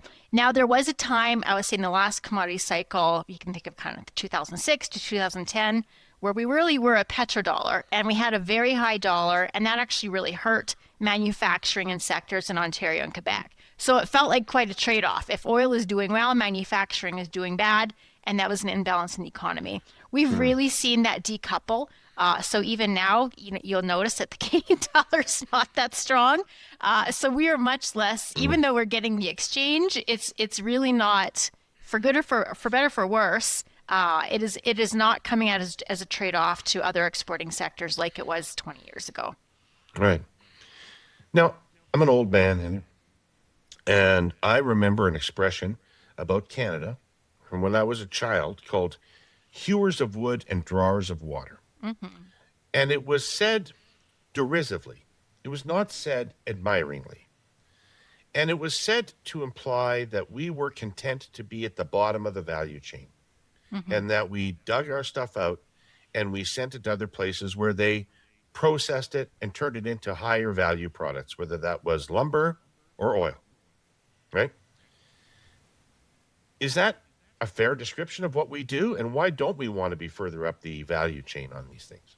So it is not fair, and probably every day I get mad every time that is used. You probably know that it's very frustrating to me. I think maybe it was more applicable a century ago. You know what I mean? And what's When I was interesting? young. I think about this all the time. Why are we embarrassed about our resources? We're so good at it. I was in Montreal about a month ago, and I went to one of the museums, and it was kind of like, we need to diversify off the fur trade, So I felt like, okay, this comes back a long time of this sense that you can't just rely on resources. But what's very different, I would say, in 2026 is how sophisticated the resource sector is. It is extremely capital intense. It is extremely knowledge intense. You're talking about world-class engineering. You're also talking about world-class financing. And people may not appreciate how important the Toronto Stock Exchange is, for example, to mining finance. It is the premium stock exchange for figure out mining finance. And that's a real skill, knowing what geology is, knowing what that landscape is, pricing in the risk. All those things Canadians excel at. So we have added value to engineering, to services, to manufacturing equipment, and into financing. Absolutely. But even just thinking about the raw materials themselves, these are, oil sands extraction, pipeline transportation, and mining, and I would say grain farming are our most productive sectors of the economy. If you look at how much a worker, a laborer in those sectors earns or produces to GDP by the hour, they will be our highest producing. So for oil sands, potash, when it's high, gold, that can be as high as $1,000 an hour. And the whole average across all workers would be about $60 an hour. So usually multiples of what you would get in manufacturing. Definitely higher services would be on the lower end, would be lower than average. And so these are very productive, actually, sectors of our economy. Whether we should transition more of those to value add, people say, oh, we should have more refineries. You actually capture more value from the production side. So I guess, if there was a market, I would guess, we could move into refining. But we're not losing a lot of value. You're capturing the most value from those raw materials. Okay, so you're not better off to have a furniture factory than a lumber industry. I mean, so I think, and I'll put it like farming, because we're both from Saskatchewan, so we can talk about farming, and think about what farming was 100 years ago, where it was very labor intensive, and now you might need 6 guys, to do a medium-sized farm. And it's a multi-million-dollar, venture, and they have a lot of equipment, and they, are excellent at soil science, and they market their product, to international buyers. Bears no resemblance to what my father did. No resemblance, and it's extremely sophisticated. And there's probably no more sophisticated farmer than the Canadian farmer. And so they are getting, they are trading, they're globally competitive, they are very productive, and so these are the kinds of things where, we were producing wheat. I guess we could produce pasta, you know what I mean? But we're capturing a lot of value on the amount of wheat that those 6 guys or 6 girls are producing. And so actually, I think if you worked in a flour factory or a pasta factory, you are not as productive for your economy as that farmer who's driving that combine. Interesting. Okay. So I would love you to cut through the political debate for me, because there's been so much political noise about the rules, regulations, permitting, approvals of resource development projects in Canada. And I would love you to tell us what is the truth of what Canada has done to inhibit its resource development and what the impact of that has been. Yeah. So on the one hand, we still are great at some things, and potash, uranium, oil sands, natural gas, those are gold, those are nickel. I would say the areas where the quality of our resource is so good that it can compensate for a lot of the regulation or the government that comes on top of it. So even though you could make more money, you're still capturing a lot of money because just the resource itself is so good. Where this really starts to sting is kind of on an average mine, where an average deposit in Canada will probably remain undeveloped, whereas that average deposit in China probably would have been developed 20 years ago. Because the hurdle, for us to reach, to be economic is so much higher. And so some of those elements would be, the fact that we sometimes have 2 jurisdictions. That's very difficult to have federal regulation and provincial regulation. And we can see that the Carney government has actually done quite a bit in the last 6 months to alleviate that, to have these cooperation agreements with the provinces and say, we will trust your process. We don't need 2 processes in general. You've also added, since about 2004, the Indigenous duty to consult. And there are many good reasons to consult Indigenous peoples, but the kind of the requirements, the expectations have been poorly understood. They shift, they evolve. It creates a lot of uncertainty in some cases. In some cases, it's a very good partnership, and there's no uncertainty. It's where it's really kind of quelled those fears. But it is absolutely true, especially in the 10 years after the Supreme Court affirmed the duty to consult. People did not know what was required of them. They didn't know how to have a resilient decision. They didn't know how to earn that consent. And so it was just too risky. They just couldn't build a business case. And then, of course, we do happen to have higher environmental standards in Canada than a lot of other places. And obviously, we want a clean environment. But if your standards are, 4 or 5 rungs above the standards that you would have in Southeast Asia, But it's not even just, not even just the developed countries. It is higher standards and longer timelines than even Australia or the United States. And so even versus peer jurisdictions, Canadian mines take longer, and the timeline is longer to get to up and running. So that just creates higher costs. The longer your project goes to get approval, you're still paying for things in the meantime. So that increases your capital costs. And then there's probably higher standards. So you just have higher operating costs, higher remediation costs you have to factor in. Absolutely does increase, the cost of doing business here. So I'm going to ask you to apply a value judgment to all that, Heather, which is, I'm in the public opinion research business. And over the years, anytime I've tested differences in regulation between Canada and the United States, where Canadian regulations are more onerous than American regulations. Well, first of all, Canadians assume our regulations are more onerous than American regulations, even when they're not. And they want them to be. And they assume it's a good thing. And they think that the America is the Wild West, which doesn't care about consumers or citizens, and we are a place that has a more holistic view of things. I'm not suggesting that's true. I'm just saying that that's sort of the Canadian mindset about these things. So when you say we're five rungs higher than Southeast Asia, how many rungs should we be, ideally? Yeah, great question. I mean, is this unnecessary regulation, or ideally you'd have this regulation?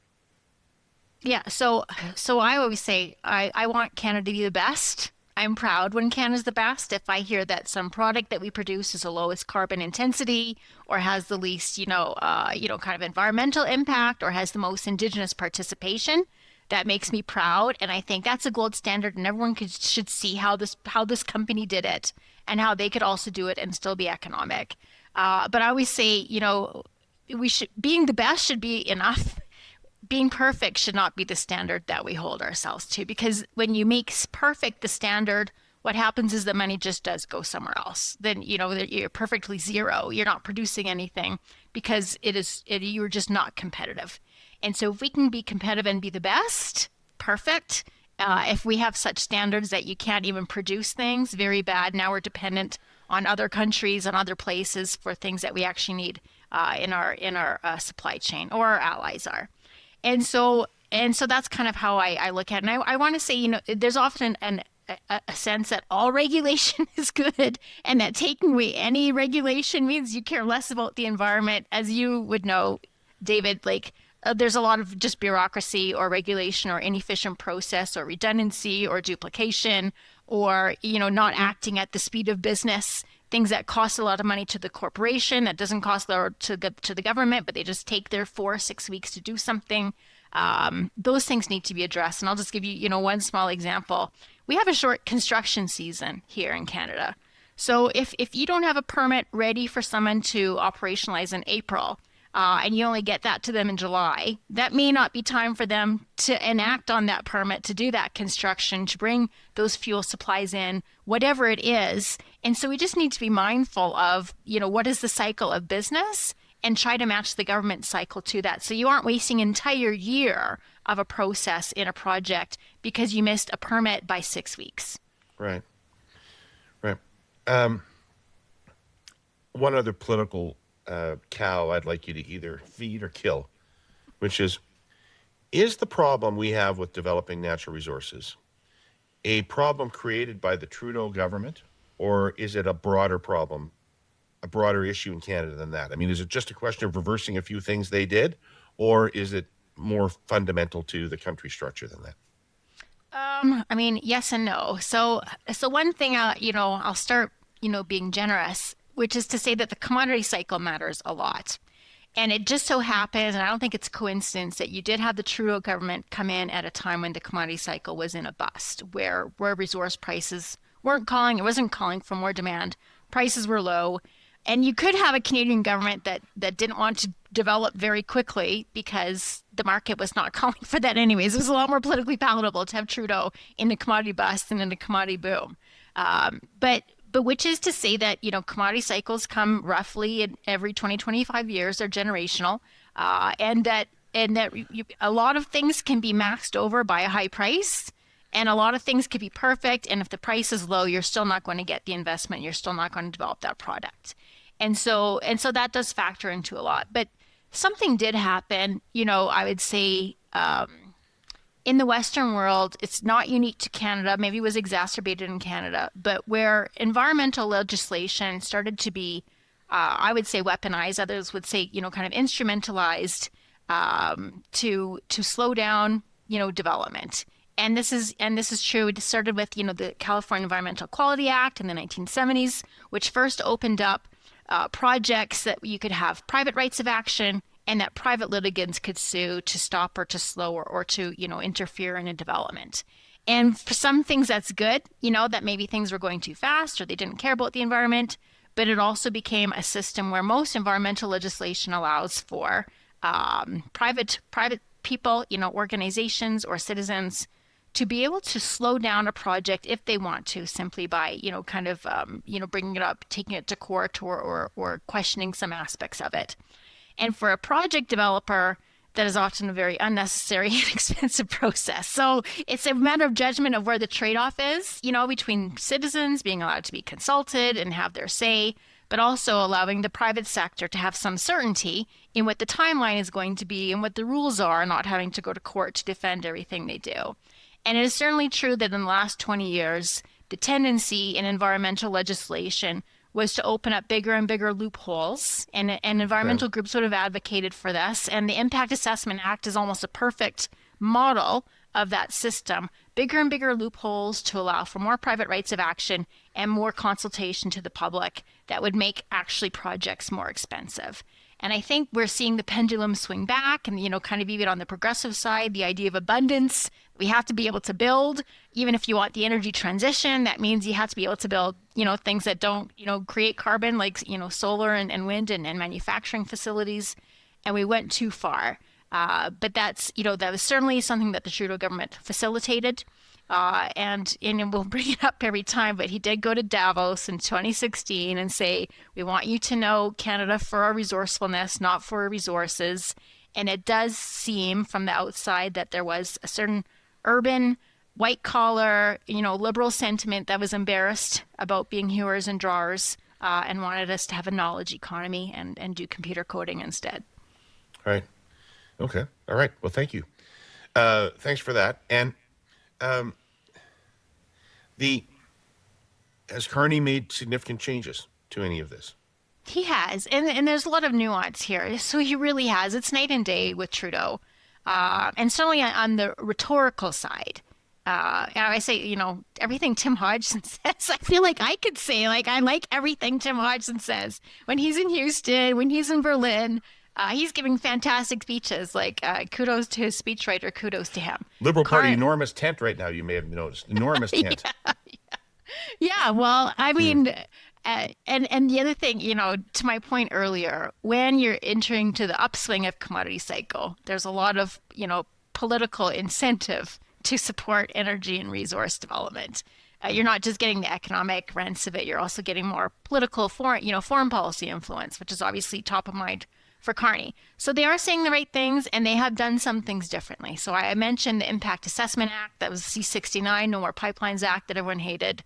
There have been now, I think, 6 provinces that have entered into cooperation agreements with the government, where instead of where the Trudeau government said, do it our way or the highway, and that's what the substitution agreement with BC was at the time. Now they're saying we will defer to your provincial processes. It's clear it's in the Constitution. If we can stay in, if we have no obligation, no fiduciary duty, to Indigenous peoples or whatever, we will stay out of it.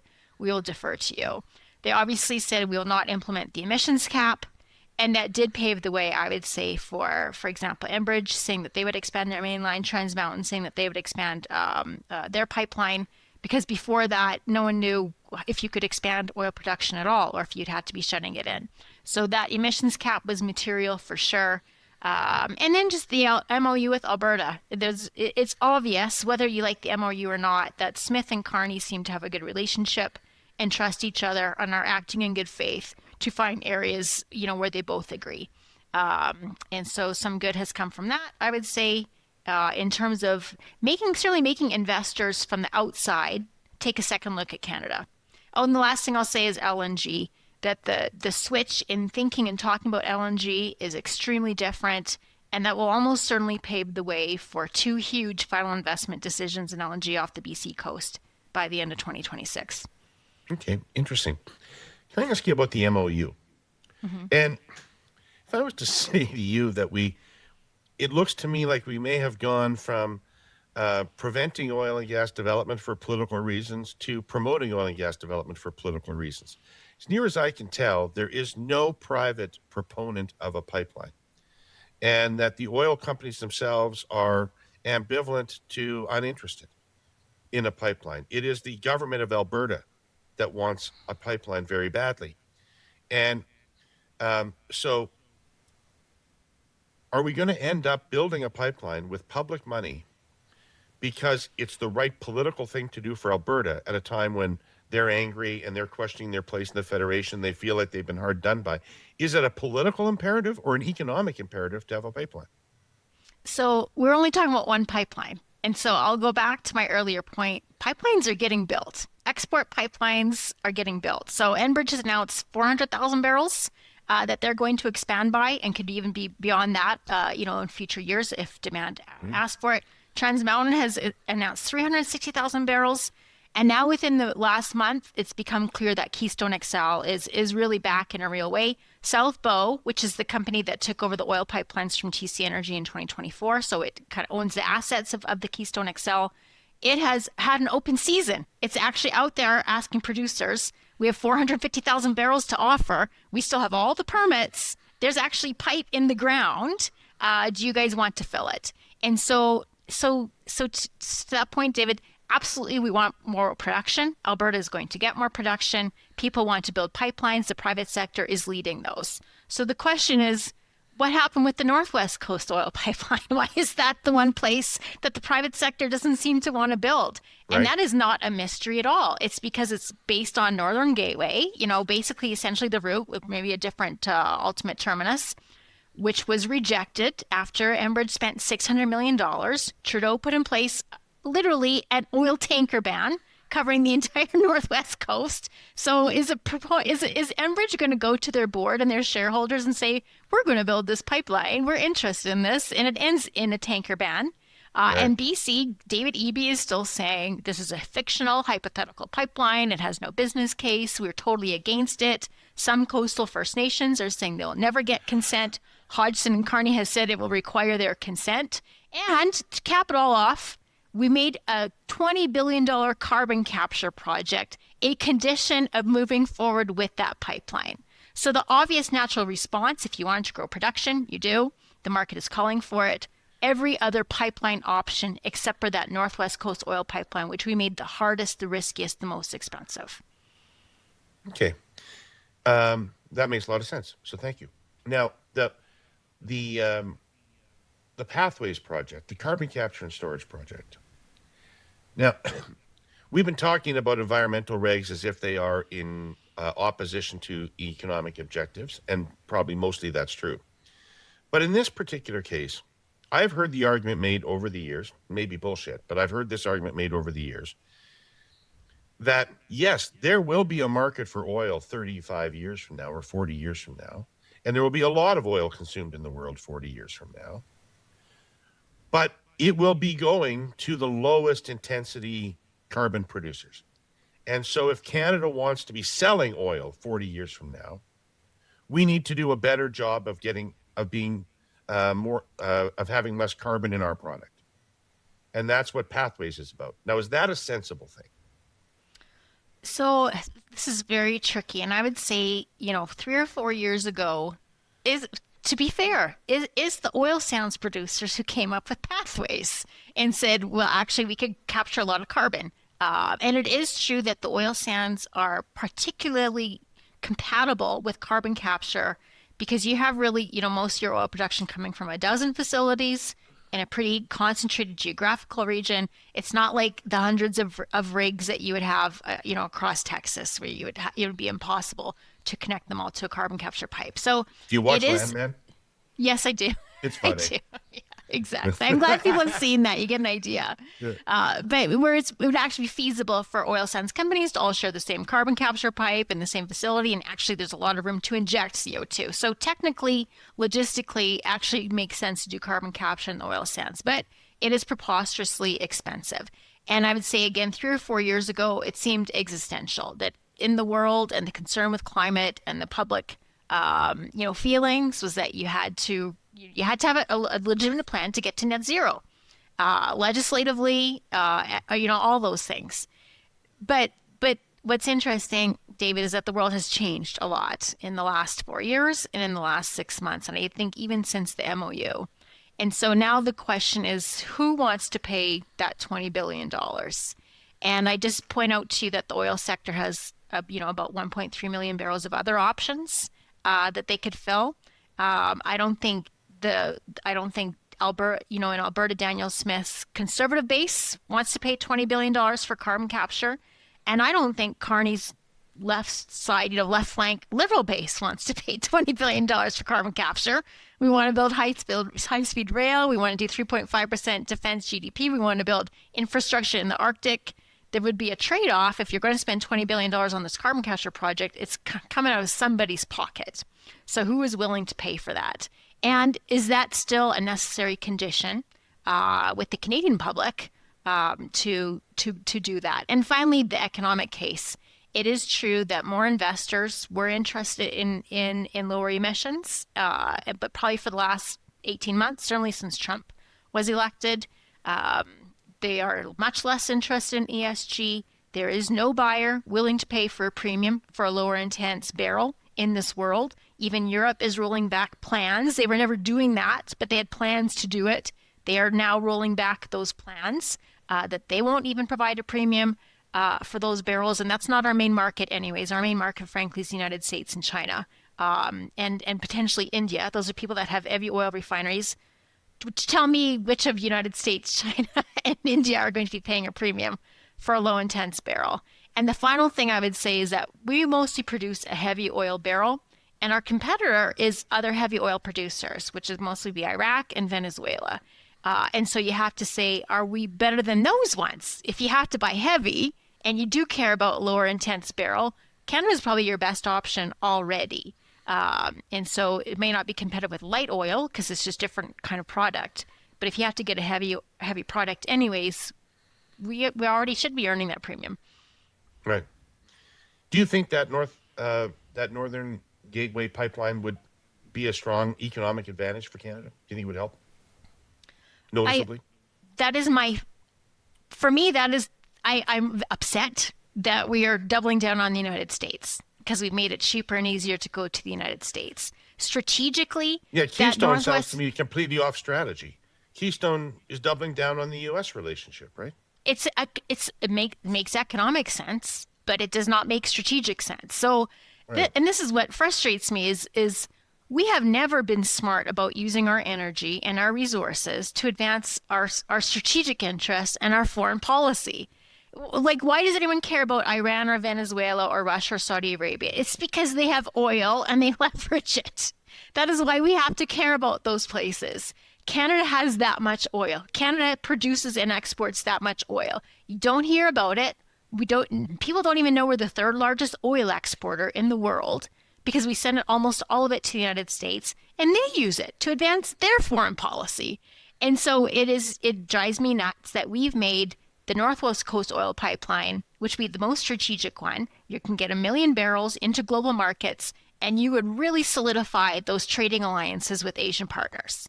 And right now, you can see how that would be of value. Wow, wouldn't it be great if Canada was providing us with some oil? They don't have to go through any choke points. They don't go through any hot flashes. We would, how great would it be to enhance our relations with Canada? That's what a lot of countries are thinking right now. That's why the European Union wants Canada to join the European Union, because we complement them with resources. And so I can't believe that we are doubling down on being the United States' energy colony, and that we've made that strategic pipeline the most difficult, the most expensive, and the most risky. Okay, cool. Thank you. Before we wrap up, can we talk about something about resources other than oil?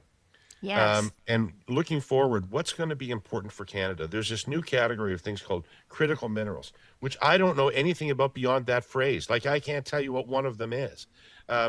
So, or where they are, or what they do, or what they're going to be worth. So, I mean, is that our future, these critical minerals, or is that a sideshow and we're really a timber and oil thing, or what is going on? What's No, 20 years minerals. from now, what's Yeah. making us rich? Okay. Already gold is making us rich. Now, we don't consider that a critical mineral because it doesn't go into EV batteries. And it's not that important for defense supply chains, but it's our number 2 export. I can't believe we don't talk about gold more. It is so important to our economy and to our currency right now. So we are making a huge buck for number 4th producer of gold. Gold prices are high. And so gold is very important. The things that are important to our economy and my threshold for that are things that make, let's say over $2 billion a year. Would be gold, iron, nickel, copper, potash, uranium. Those are the coal, metallurgical coal. Those are the big mining things that really make a difference in our trade, in our exports, in our GDP. A lot of what we're talking about with critical minerals are smaller niche minerals that are just important for supply chains, and that China has come to dominate or monopolize the supply chain and the processing for it. And so there might be some small things like that you might not have heard of, like gallium or germanium. You've certainly heard about rare earths. That's a group of 15 different If I elements. had paid attention in chemistry class, would I know these things? Yes, they're literally, it's the periodic table that I'm spewing out to you. These are just elements in the periodic table. And so those are not things that make money, but you can see how it has become a security risk that China dominates them. And in fact, China has put export restrictions on all those things and could really, kneecap our industry. So the two things politically we focused on is one is building up this EV supply chain, which you may, look in retrospect and say maybe we didn't need to do lithium and all those things. And the other thing, though, is the defense supply chain. What does NATO need to have amongst its alliance so that we could continue to produce weapons and assets if we went to war with China? Because right now, China would just, school us in terms of being able to build more tanks, more ships, more ammunition, because its industrial might is greater now. We've let ours atrophy. And so that's why it's important that Canada, because most of our NATO allies don't have the capacity, they don't have the resources, they aren't as good at mining and as processing as we are. It's very important that Canada plays that role amongst the alliance, I would say in concert with Australia in particular. Cool. Okay. So as a country, we're facing at least 2 challenges squarely right now, one of which is our economy's weak and getting weaker and under stress from the United States, if nothing else. And the second thing is we want to reduce our reliance on the United States for strategic political reasons, right? Mm-hmm. For all of my listeners and viewers who want to go up to their local MP or cabinet minister and tell them what the government should be doing, what's their cheat sheet? What is your prescription for prosperity and sovereignty? Yeah, and this is why I care about energy and natural resources, because it's so obvious to me that this is the lowest hanging fruit. This is what Canada is the best at. Our highest and best purpose is providing supply chain and energy security for our allies. That we can be that large democratic provider that operates by the rules, that is a good trading partner, that is not attempting to use our resources to coerce. Most of the big producers out there today use and leverage and weaponize their resources to coerce. It's very important that you have one good guy out there that is just going to honor its commitments, but is able to produce. And so for me, it's really the export infrastructure. Again, making sure that our ports are operating, making sure we can build pipelines. You say making sure, but they're not, right? Like that would require action. Our ports are in bad shape. They're in bad shape. There's labor issues, which is tricky. There's obviously local environmental opposition in a lot of these places. You're talking about sandpipers and salmon and things like that. I get that those things are important, but there's really only 2 big ports on the entire BC West Coast, Prince Rupert and Vancouver, and we just had to make sure that those have capacity. But absolutely, those are absolutely critical choke points. And if you want to diversify from the United States, I'm telling you, Vancouver is our biggest port. Asia is the biggest market. More is going to have to go through BC. Okay. And so making sure that works. So Montreal less important than Vancouver? I would say Montreal is more important for, the manufacturing and container shipping that goes to Europe. But in terms of bulk commodities, it just so happens that most of what we produce in bulk is from Western Canada, and it's going to go to Asia.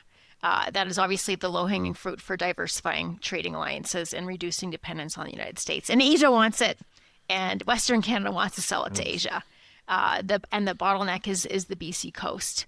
And then just, again, and everyone knows it, and even Carney and Hodgson will say it, but the regulatory process, it just creates a higher hurdle rate for investors to want to put money into Canada. Where it's just 10% or 15% more here, then they will tend to look elsewhere. But I do have to say, David, there's not a lot of places in the world where it's safe to put money. Most money is actually sitting on the sidelines because of how much uncertainty there is. And actually, Canada looks pretty good in comparison to a lot of places. And so even, like I say, the rhetoric that is coming from Carney and Hodgson is helpful. Investors are taking a second look. But at the end of the day, they have to do a business case. They have to make a final investment decision. They have to get their board on board, and they have to produce profits for their shareholders.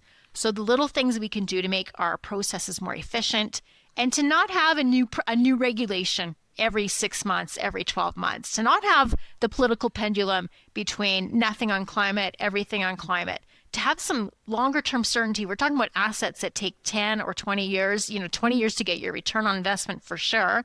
You have to have some kind of window into knowing what are those policies going to be 10 and 15 and 20 years from now. And that is really where Canada has been lacking.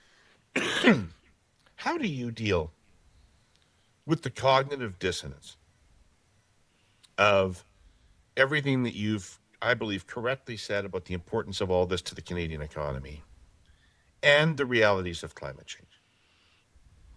Well, good question. I guess, and I will say, again, I'll quote Carney. It is hard for me to generate all the enthusiasm for oil that you have, because it feels like while it would be very, very good for me, because I'm 63, might not be very, very good for somebody who's 33.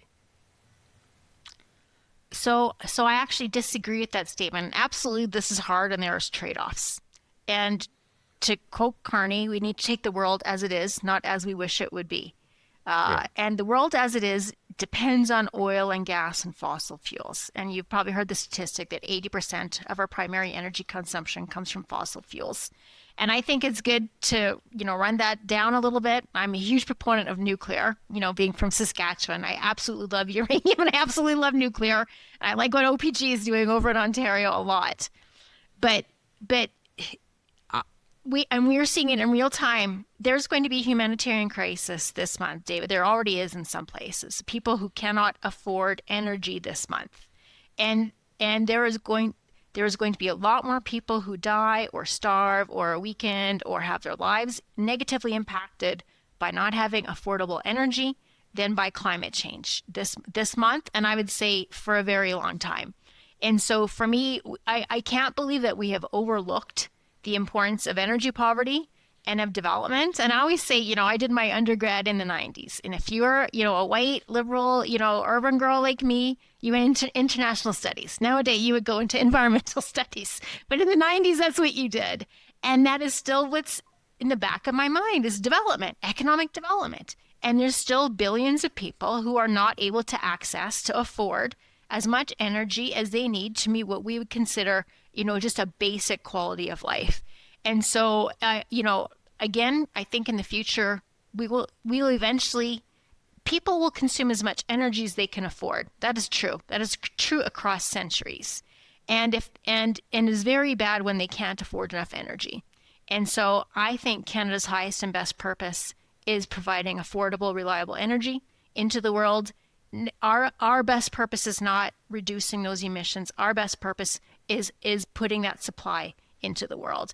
And of course, you want to do both, but I think it's very important that we prioritize one democracy in this whole world with the ability to export a lot of oil and gas and minerals, providing that balance of supply, because nothing harms people more than material poverty. That was brilliant. Thank you very much. Heather, thank you for coming on the show. Thank you for explaining all this to us. It's a massive part of the Canadian economy, but my feeling is that the country is so urban that few people really understand the role it plays and the realities of these of these industries. So thank you for coming in and explaining and demystifying some of this stuff. Very much appreciated. Thanks so much for having me. Yeah. Go Riders. Exactly. I'll wear my Rider Bunny hug. For the past few weeks, our sponsor, Fidelity Investments Canada, has been sharing insights on young Canadians and their relationship with money. As a recap, the research shows that young people are highly interested in investing, but many also experience stress and uncertainty when they think about it. Add in volatile markets with rising costs and global uncertainty, it's easy to see why navigating investments feels increasingly challenging. But there is a solution. We can support young Canadians through stronger financial literacy. Ontario and Saskatchewan have recognized this by making financial literacy a high school graduation requirement. But financial literacy doesn't stop at graduation. It's a part of lifelong learning because the financial environment isn't getting any simpler. According to the Canadian Anti-Fraud Centre, in 2025, Canadians lost $544 million to frauds and scams. And in a world where financial information is everywhere online, knowing what's accurate, trustworthy, and reliable can be difficult. The good news is you don't have to do it alone. For some, speaking with a financial advisor may be a helpful first step. Others may be looking for credible educational resources they can access on their own. Alongside their program Money Gains, which is designed for those starting their investing journey, Fidelity offers learning tools for Canadians at every level of financial expertise. This includes the Fidelity Connects podcast, which explores markets, public policy, economic trends, and more, and To the Upside, an investor-focused show covering taxes, ETFs, investing fundamentals, and more. These shows are available on YouTube, Spotify, and Apple Podcasts because Fidelity believes in giving Canadians access to free, reliable financial education from trusted experts. You can also find more insights and learning resources by following @Fidelity Canada on LinkedIn, Instagram, and Reddit. Tune in next week for more. All right, we're joined by Tim Murphy from Acon to talk about Canada's infrastructure needs. Hey, Tim, how are you? Hey, David. I'm great. How are you? Great. I'm good. You look like you're in a den in your house. I Surrounded by books. I love bookshelves, like rooms Yeah, that are me full of too. books. It's great. Yeah. Yep. It's and some of them I've even read. Or at least enough to bluff your way through it. You've read Yes, you've read a review of the book. correct. Exactly. I want to start this conversation with you by something quite striking that the Prime Minister said about a year ago now, which is to build the strongest economy in the G7, we must build infrastructure at a speed and a scale not seen in generations. So I kind of Yep. want to talk about all the elements of that with you, but let's start Yep. with just giving us an understanding of what kind of projects is he talking about when he says that? When we use infrastructure that way, what are we talking about? Yeah. So I think I think of it in two ways. One of which is, to answer your question, what's infrastructure? What it generally means is, big roads, bridges, ports, highways, big things that are, require significant investment and, construction companies and lots of labor. That's part one. I think part two, though, I think is also important, is to think about the categories of infrastructure investment, because I think it feeds into how you need to think about how do they get paid for, who pays for them, and the purposes they serve. So I think there are, in my view, four categories of infrastructure. And one of them I put in the kind of quality of life category, So in that, it's an investment to improve the quality of life, but it doesn't really have an economic input. So like I invest in, I can invest in an arts facility, for example. Then I think you've got what I would call social productivity investments in infrastructure. So I invest in, educational institutions where I'm, building up the capabilities Right. of, so I build a university or some facility like that. Then you've got economically product of investment. So I'm building trade enabling assets, or investing in things that have a potential return. And then the fourth category is what I would call sovereignty investments, which are the kinds of things you need to do to be a country in a geopolitical context. So that can be defense assets, or things that assert your sovereignty over a territory by just building something. So I think those are when I think people talk about infrastructure, they talk about big things, but in those categories of investment. Right. So, what would be the primary impediments between us and building at a speed and scale not seen in generations? What has to change for that to happen? Yeah, so I think it's unquestionably the regulatory environment, depending on the category of investment.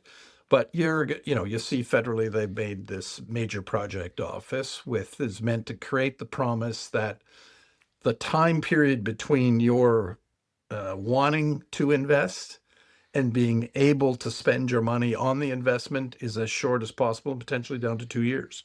And that's in a context where, we've got an average in Canada, for example. If you want to build a mine, it can be 17 years from deciding you want to go and build that mine to actually getting something out of the mine. And that is, and that's, the US time is actually not far off that. But that's one way. You got to get the time period down in terms of the regulatory steps you have to get through. But that's a category of where the private sector is making a decision to invest. If you're doing some of these other, public sector investments, so I want to build a trade enabling, Right. I want to build a port, right, in a place that doesn't have a port. Well, you still got your environmental, you still got the regulatory steps, but often because of where those are, you've got Indigenous communities, and they have constitutional protection in Canada. And so you've got to get that social license, it's called, which is a part of the regulatory approval, but it stands on its own. Then you've got a financial decision and process you got to make. Is there a revenue stream? Is there a revenue stream attached to that project that justifies a private sector investment? Or is it going to require public sector money? How much? Where's it going to come from? Which level of government? And how do you put those pieces together? And then is there the political leadership to drive that? And I think all of those things need to go smoothly and well and quickly to achieve the Prime Minister's objectives. Right. Is anything happening on this front? Like, it's been a year. As a layperson, I might have, when I heard that, kind of expected something would be happening now. But maybe that's unreasonable. I think it's possible to hold both those thoughts and both be true. I think the expectation was created of an incredible speed, but I think it's fair to say, that a government going, we should invest, and shovels in the ground is not instantaneous. It's going to take a few years for that, all of those factors, right, that I just articulated. Yeah. Companies deciding to invest, Indigenous communities going through the constitutionally protected rights process they have, governments getting their house in order, creating the fiscal and programmatic investment opportunities to do. All of those take time. And so now, that being said, I think, for example, the Port of Contrecoeur in Montreal, the government accelerated that process, committed some public money to it. And, there's lots of work done before, but our company, for example, is part of the project building that. And that is, and that's now proceeding. But I would say, the articulated ambition that of, faster, better than ever before, and the reality of it is yet to be proven true. I think there is, that sense that, but that being said, you've seen, the government commit funding to mines, to, projects, LNG potentially, where the private sector was in the process of making investment decisions, and the government is really trying to accelerate those from concept to what's called FID, financial investment decision. And I think those are starting to move. You're not seeing a shovel in the ground, but I think you're seeing a potential creation of opportunities for those to go faster and the private sector to make those investments. I think what we've seen, and you've seen some of that happen in the public sector infrastructure context, right? You've seen, we've had a massive amount of money committed to defense. infrastructure, right? And by that, that's different than material and equipment and pay raises. That's the, that's the airfields and the bases and the, Yeah. you know, so we, for example, are building the Arctic Over the Horizon project, which is that Australian tech that was purchased by Carney, and we've, the contract to build that has been let. We are part of the team that's doing that, and the work is going to start shortly. So, that's moving. Especially in defense context, that's moving pretty fast. So, I think. I think we're seeing things move. The government's certainly putting out very large numbers. Um, you know, Potentially one of the constraints on that is going to be capacity, including labor capacity over time. Yeah. We're not there. We're not there yet because there aren't enough. There's not enough projects requiring shovels today, but that could start to be an issue not too long. Before we get into that, I just want to take a step back from business and talk politics. And I mean Yeah. kind of small p politics, not Right. big P politics. And one of the things that makes you great to talk to is you're an expert in both business and politics. And I'm going to submit to you that when all of those regulations were put in place that are now hamstringing our ability to build, there was a reason for Yep. them. And course there were there was. supporters behind those regulations. There were people calling for it, pushing Yeah. for it. And those people will be angry if they're gone. Yeah. Right. So is this a case where we've just duplicated and triplicated efforts that can be streamlined and we can have strong environmental outcomes, because most of these regs are environmental, strong environmental outcomes, and build quickly? Or do we kind of have to roll the dice on the environment in order to build quickly? Yeah, I don't think we have to roll the dice in the environment to build quickly, but I do think so. I think there are a couple of factors that got in the way. I think there was there were duplicative processes federally and provincially and even potentially municipally around all of those issues where, you were getting very similar approval processes, but you had to go through one and then go through the other. And sometimes what was good enough for one wasn't good enough for other, and they became additive. And every, day you delay a project is a dollar amount away from actually deciding to proceed. So I think that's one aspect, is absolutely getting rid of duplication. You see the government doing that, right? Where it's doing these deals province by province, do, one project, one review, which I think is the right idea.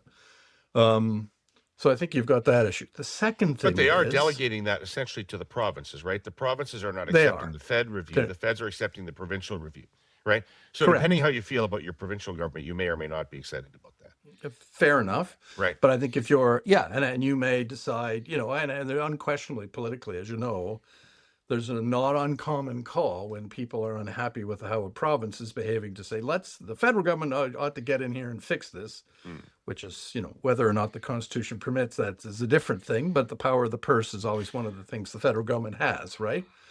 So, but that being said, yes, that creates some risk around environmental issues, depending on where and how and the thoroughness of that process. That being said, I think the second thing, and in a sense, this was more important, as you will know, David, one of the incentives built into public decision making is to prevent mistakes, right? So if I'm going to bias a decision making in the public sector, I'm going to bias towards the thing that produces the least mistakes. Right. Not the fastest, not the most efficient, not the best, but the least mistakes. Because I know the thing that will hurt me the most is where we exercise discretion to waive something and it becomes a problem, and then everyone's screaming about it in the House and, in media, Yep. and that comes back to my boss. And so there's a risk around that, because I think what's clear is the government is communicating externally and inside the public service that they say, please, when you have discretion, just use it to go fast, right? And if that means sometimes we're going to, exercise discretion to say yes instead of no, because there's more risk in the yes than no, that's okay. We want that. And as you know, the test will be when one of those decisions, lands and it turns out it was a mistake. Yeah, that's And right. the question is, who stands up and says, well, that was one of the prices we paid to move fast, and whether that, drives caution into the system again, or people in the leadership position stand up and say, yeah, that's going to happen. right? We're not Right. going to be 100% perfect. We're going to make mistakes. We haven't reached one of those points yet, so we don't have that test. But I think clearly the government is communicating that it wants decision making inside the government around regulatory approvals to be in favor of proceeding, not in favor of eliminating mistakes. I think that's going to be crucial to going fast. The bias toward action. Correct. Right. Okay, so let's get into some of the capacity issues about what we might have to fix or what might stand in the way of us getting here. And let's Yeah. start with money. And you are an expert in public sector, private sector partnerships. That's one conceivable model for all this. And there's a lot of different spending. As you said, there's the kind of the defense spending. And the government's anxious for its defense dollars to do more than one thing. Yeah. To make a contribution in some other way to the economy in addition to defending the country. There seems to be money in the budget for infrastructure based on the theory that maybe the private sector won't be prepared to assume all the risk on its own of some of these things. Yeah. Right. And then I see the prime minister and other ministers out around the world talking to foreign countries for sovereign wealth funds, etc., about spending money in Canada, investing money in Canada. And I'm wondering, how does all of this come together into a project? Well, it depends on the project for obvious reasons. I would imagine. So but I think one of the most important criteria for how and who is going to invest is there a revenue stream attached to the project, right? So, for example, airports, right? Right now, those are nonprofit organizations. The government indicated to be willing to modernize or even privatize. They have an incredible that was fee once revenue. very controversial. Do you remember why? I think it's as you know, Bill Murneau tested the idea when he was finance minister, and the airport authorities themselves were not that fond of it. And I think at that point in time, the public did not share the view that it has now, where we need to get things done and do things and move fast. Where I think public opinion then was more cautious, more conservative, and the status quo won. And no one wanted to take a risk, around that. And I think the attitudes changed. And plus, we have a prime minister who seems interested in finding ways to, turn some of these assets into a value creation opportunity and better service, which I think is possible in airports. But my point being is there's a revenue stream attached to that. So as a private sector investor, there's an opportunity for me to, invest to get that financial return out of the revenue stream, hopefully to be more efficient, more effective, expand the services, generate a profitable return, and the government may be able to get a better service. So that's one model, right? And in some cases that there may be both a timing difference between when the revenue comes and when I'm out. So in other words, the government has to come in and fund like you build a port, for example, where, the private sector is going to, I don't know whether I can, I got to ship potash or critical minerals right? Maybe, but I've got to kind of have the asset to be able to sell to those companies that it's there. So the government has to kind of fund to I think create the opportunity for then the private sector to take over, right? And to build future revenue streams. And so it's got to fund the gap. In other cases, the revenue stream may not just be large enough, right? That you're going to, we'll see this, for example, in high-speed rail, right? This big high-speed rail project where the delta between what people will pay to take it and how much it costs to build is a real number. And the only way it gets built is government funds that, right? And so you've got a time and a money difference. And then the last case is there really isn't a revenue stream attached to it, right? Mm-hmm. That we're building something like defense. I'm going to build a defense facility or a Coast Guard facility. Well, government's the user, right? It's going to be, there's no public stream. I'm not charging a user fee for it. And so there's no economic return. The private sector is happy to come and build it. You can use one of these, historically been P3 models where the private sector comes in and is effectively incented to behave like an owner to deliver the asset. But at the end of the day, it's public sector money for public sector purposes. And so those are the ranges of things, and the kind of vehicle you use is going to be different for each, and the sophistication of your, the financial structuring knowledge and the team is going to be different. So in some cases you might use the Canada Infrastructure Bank. Some cases you might just go have the public sector be the agency. Like in defense, we've got Defense Construction Canada, which is the procurement agency for the Department of Defense. It just goes and hires the private companies to build it, and it's owned and operated by DND. Sorry to do this to you, but in the dual use category, I think that's one area where I think the government hasn't been clear enough. And part of the problem is, to be fair to the Department of National Defense, they're going, we have a defense purpose. That other purpose, that second use, not our problem. Correct. Right? We're here to defend, extend power, create sovereignty. That's our job, right? And if you want to have a second use, well, that's great. But someone else is going to run that. That's not what we know how to do, right? And part of it is, I think the other problem is we've not been very clear about what the second use is. I think there's actually 3 or 4 of them. In some cases, it's, a community, right? So you're building a new base in northern Canada. You could build a community center that services the armed forces and the community. That's a community benefit. But I think part of the problem is the traditional dual use idea was, so if I've got a technology, let's call it ground penetrating radar, that can show me where tunnels are, let's say, right? So that's a great military use because I can use that to go, our enemies are digging a tunnel underneath us. That can also be valuable for commercial purposes, right? If I'm surveying, for the purposes of a construction and urban environment, that's a commercial dual use. Right. I may also have an indigenous dual use where I've got an indigenous purpose. And the last one, of course, is the sovereignty dual use, where I'm going to put something in a remote northern island and it has a military, but it's really about asserting sovereignty. And I think we've not been clear about it. And the second problem is that dual use function doesn't live anywhere clearly in the federal government right now. You can't go to the Department of Dual Use and go, hey, I got a great idea that if you're going to build a base there, we could have another runway for commercial purposes and shipping and cargo. And where do you go right now in the federal government? To me, it's not clear right now.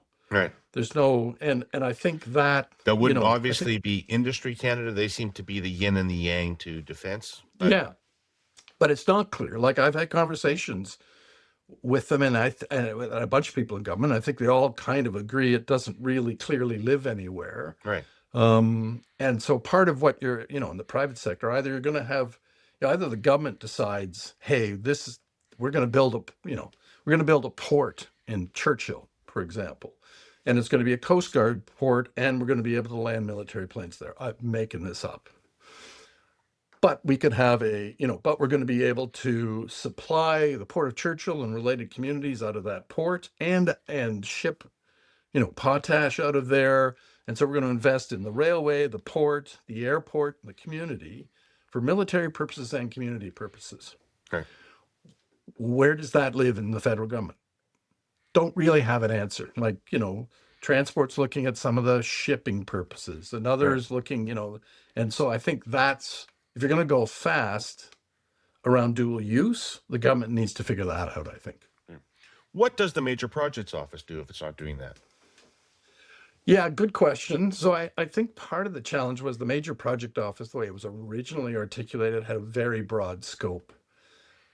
But, and I think it's evolving, but I think and what it really was setting out to do initially was, back to your point about, the Prime Minister going to other countries and say, get your sovereign wealth funds in here, it was going to be the primary vehicle for attracting foreign investment to invest in Canada. And in that case, in things like, in mines, in oil and gas, and, the kinds of things where there's a real revenue stream attached to it, where we can create economic activity and jobs and opportunity, but you had that speed problem and the regulatory problem. And it was there to say to them, if you want to build your mine, we will do everything we can to help you get through the regulatory hurdles to get to a financial investment decision as quickly as possible. And in some cases, we'll play the role. For example, if there's a tax mechanic that isn't working and a tweak would help, we'll talk through those issues.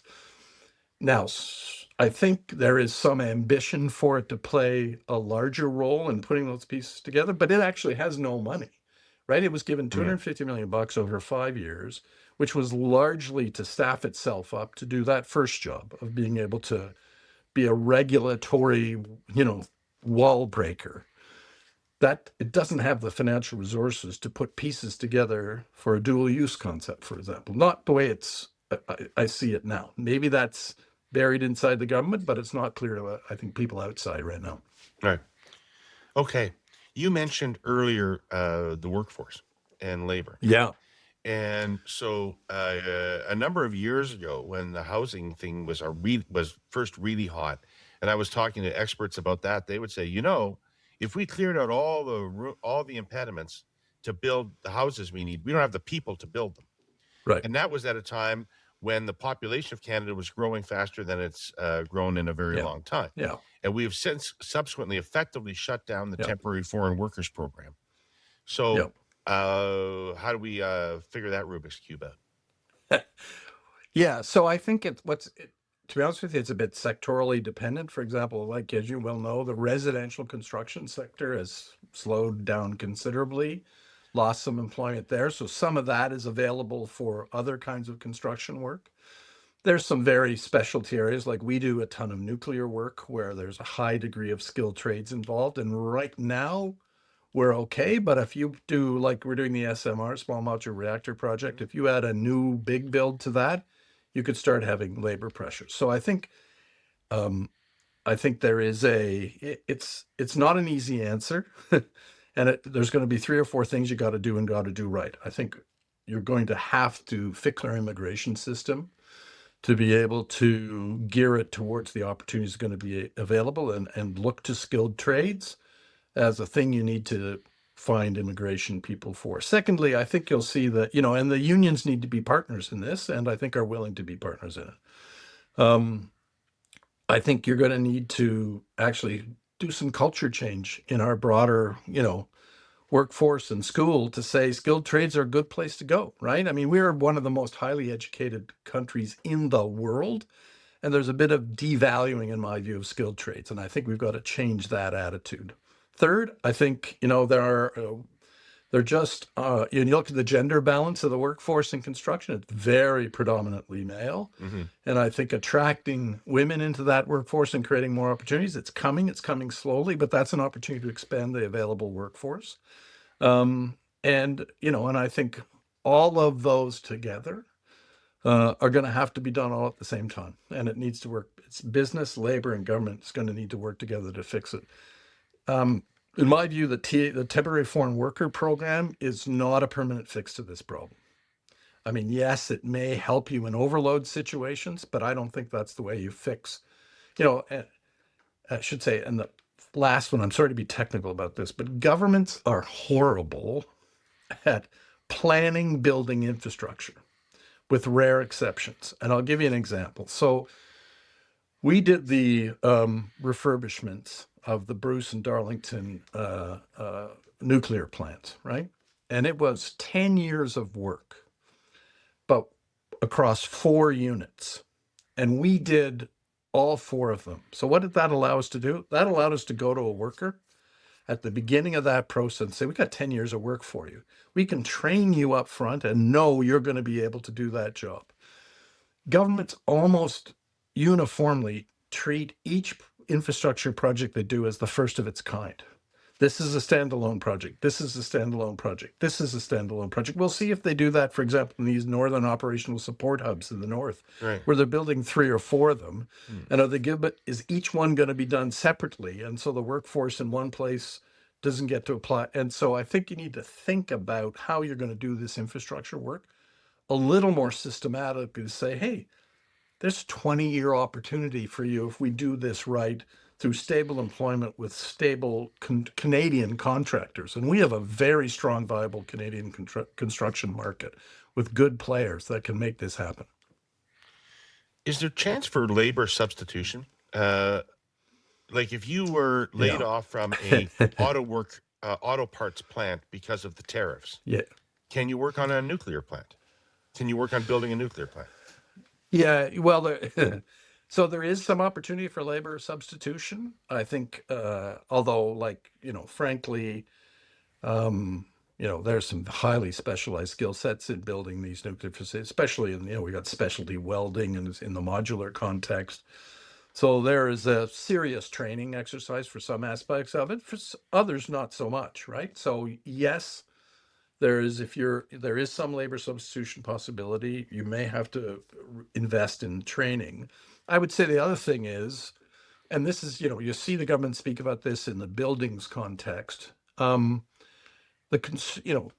Construction is in a sense an old-fashioned industry, right? And we're doing things the way we did them for a very long time. And in part, this dealing every project a first of a kind contributes to that, because the margins in the construction business are thin. And if I'm going to invest technology to improve productivity, for example, I got to spend a lot of money. My margins don't necessarily justify it. But if each project is its own beast, if I invest in technology in project A, there's no guarantee I can use it in B, because the government treats it as first of a kind over in B.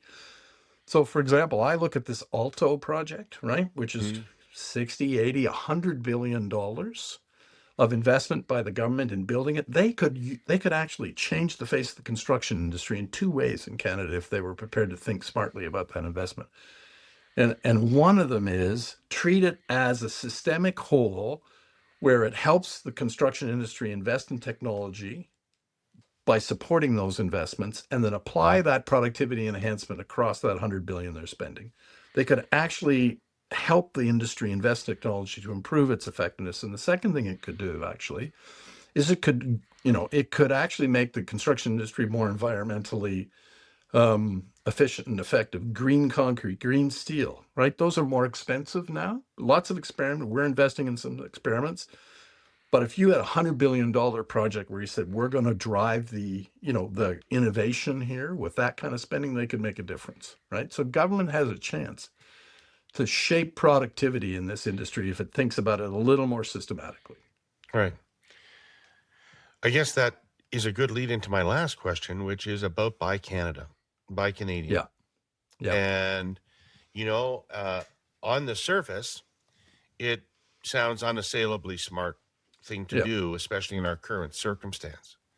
But doesn't it conceivably mean that when AECON's doing a project, that every input for that will be more expensive than it needs to be? Not necessarily. It certainly can mean that. Why doesn't it axiomatically mean that? Like you're eliminating foreign competition from your potential supplier cohort. Well, because, there is, for example, there's a robust Canadian construction industry. So if you're saying, if you want to use Canadian contractors, we're competitive, right? I mean, you've got like 7 or 8 of us who are, so you're not restricting yourself from a competitive point of view by using a Canadian contractor and making that choice. Now in the supply chain, you could say, well, if I could buy a tunnel boring machine, where am I going to get that? There's no Canadian supplier of that. But you look at most of these Buy Canada rules, they create exceptions for, well, we don't build it. It's not available, efficiently and effectively there. But like you've got steel, for example, where, on some of the aspects of how it's used in the construction industry, Canadian companies haven't done it, but they're paying to retool, right? And then it becomes a competitive part of it. But I agree with you that at some point you may say, well, there's going to be a price differential because of, it's just more cheap if you get it from China, let's say. And I think, and you've got to decide, I think, as a government, if you're procuring, is what's the price differential we're prepared to pay to keep that, to pay for, to use Canadian steel for that. And my view is actually there is an efficiency point for that, because you're going to say, if I don't buy the Canadian steel, then I'm laying off a whole bunch of workers, and my EI expenditure goes up and my tax base goes down, and there's a cost to that is worth covering by buying that. Where that sits, fair question.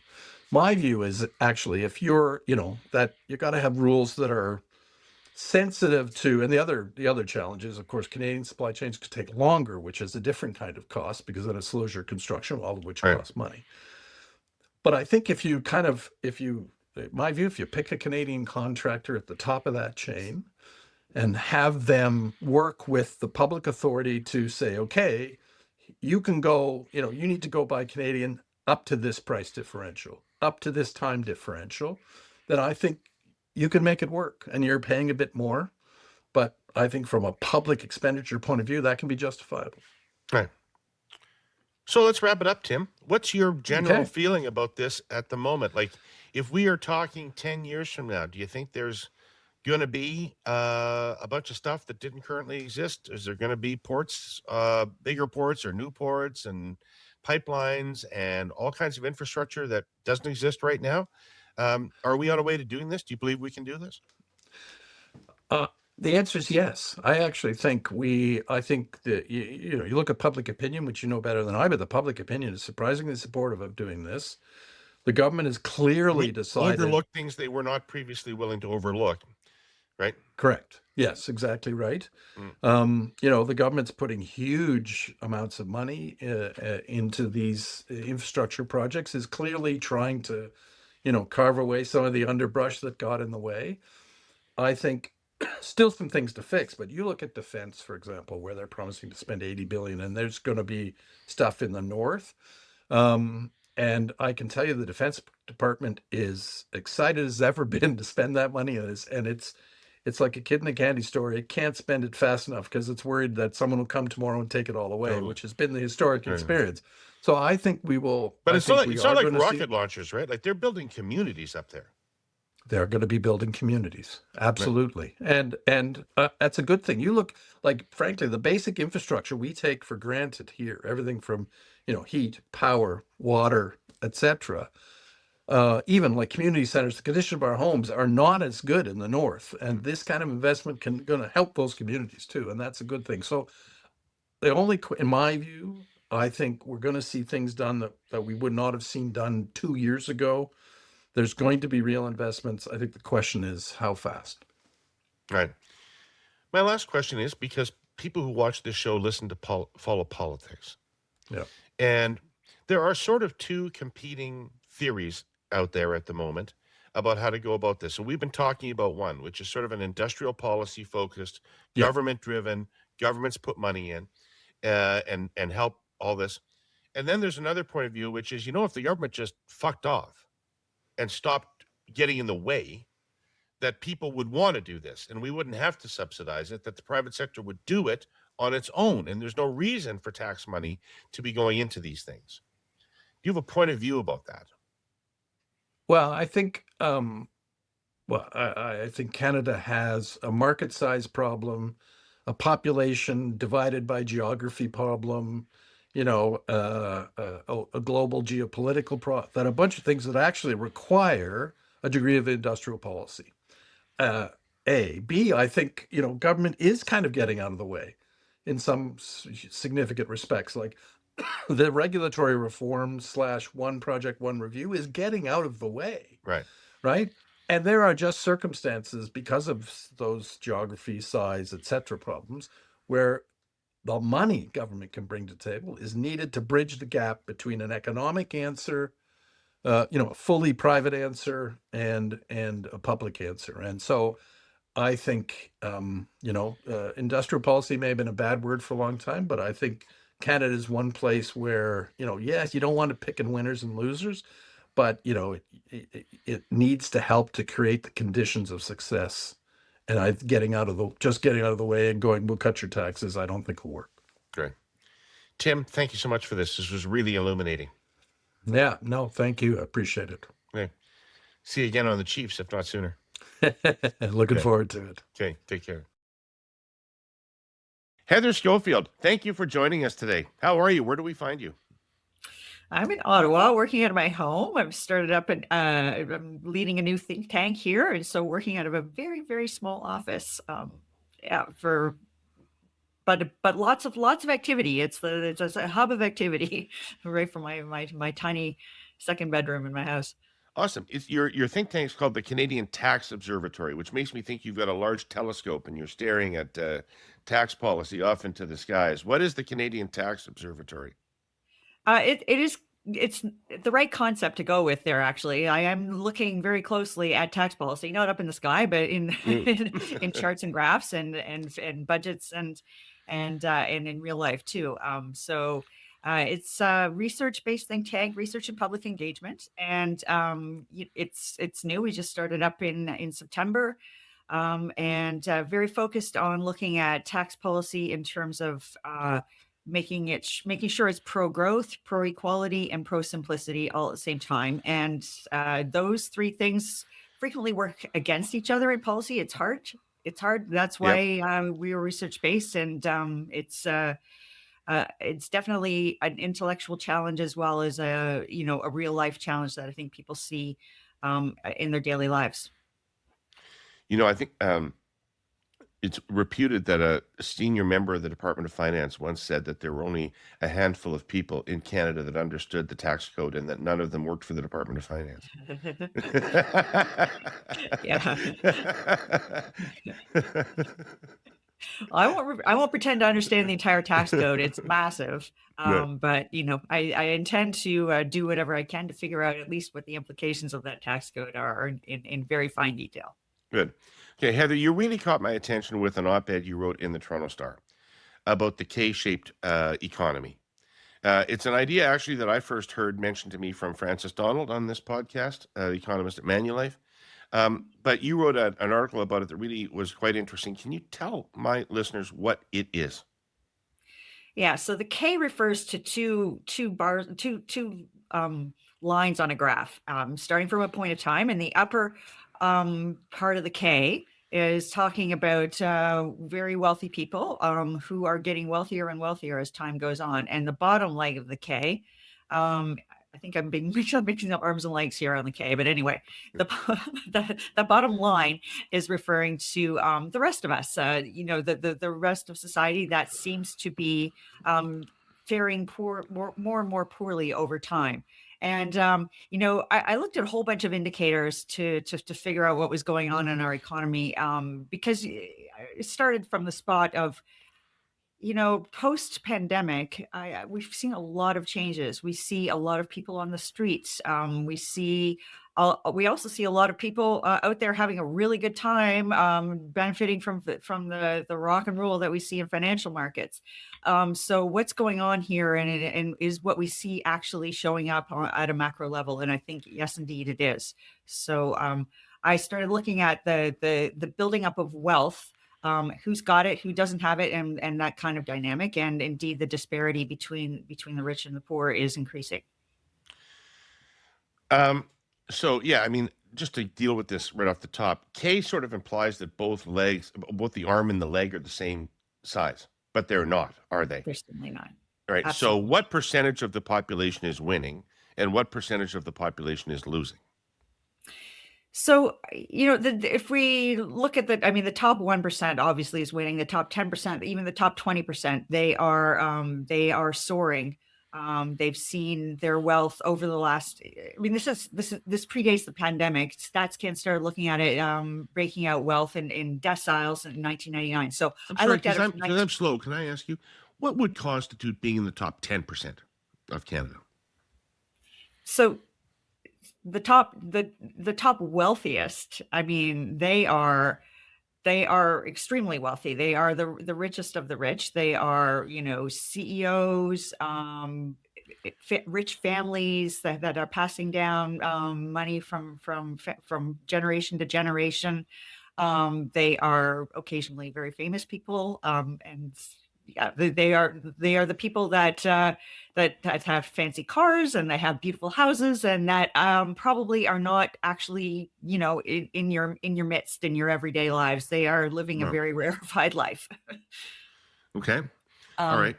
and Keep- so keep- they have about that top 10% has by far the more than anybody else in the entire country in terms of assets.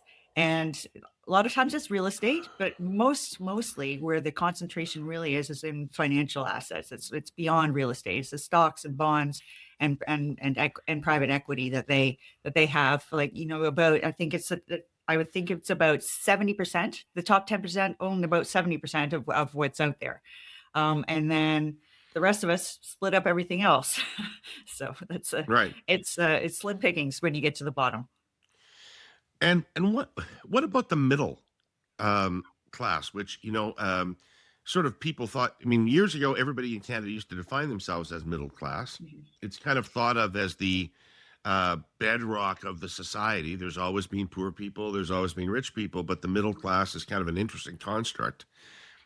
Every indicator we have is that group of people has been under tremendous stress for decades now. Yeah.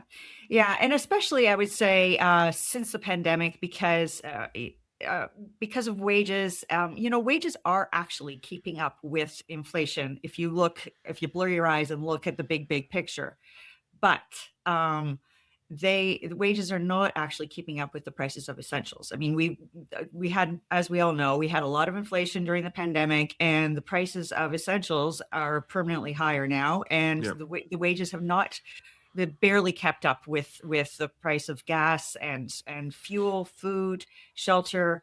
And so you see a lot of people running on the spot, trying to, their wages are coming along, but they're just making ends meet. And so if we're in a society where wealth is where it's at, Yeah. compounding wealth is how you get ahead. The ability to buy wealth comes from you've got to have some extra cash on hand to buy those assets, and there's just no extra cash on hand. And in fact, we see debt levels rising quite a bit among the bottom percentiles. The wealthy take on debt too, but with they have a huge buffer. Right. But when they don't take, This would they're be not credit taking on card debt debt you're nearly. talking about primarily, right? Pardon me. This would be credit card debt you're talking about primarily, right? And mortgages. Right. Yeah. Right. Although they're lucky if they've got a mortgage in the sense that they've got a home. Like most of these people you're talking about would not be homeowners, would they? So, the middle class definitely are homeowners. Middle class, yes. Sorry. Yes. Yeah. Yeah.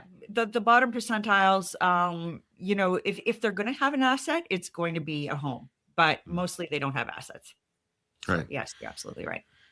Have we hit some tipping point in the last couple of years? Because just as I've observed it, for instance, we seem to have had an explosion of people at food banks, and people report that the people showing up at food banks are not would not normally be there, appear to be more middle class, and suddenly they've got to go to a food bank. And I do work in the food security area, and some of my research has indicated that there may have been a very large jump in the number of Canadians who consider themselves food insecure in the course of the last year or two.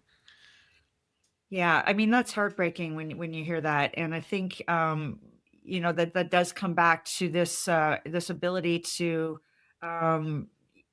use your salary to cover the costs of the daily basics. Right. So unemployment is up higher and higher than it has been, and so that hurts immediately, especially when things are so expensive, when the basics are so expensive. But again, like, it comes down to, even if you do have a job, if those wages aren't covering your basic costs, you're not gonna. That's where you turn to those backup systems that we have. Right. And I feel it. I mean, yes, we've always had a certain number of people living in poverty, but we do see those numbers climbing as well.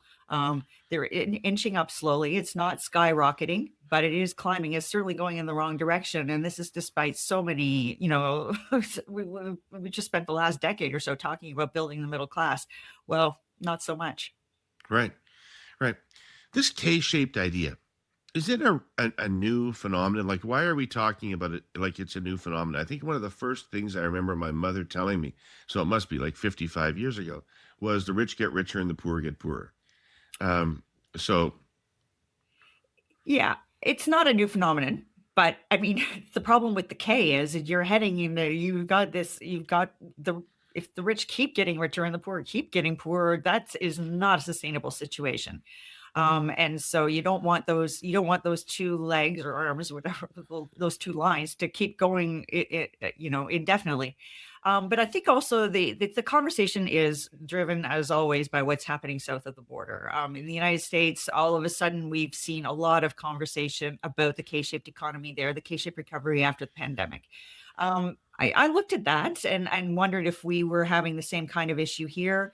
But it's different there. They've got the very rich are kind of pulling along the rest of society through their consumption habits.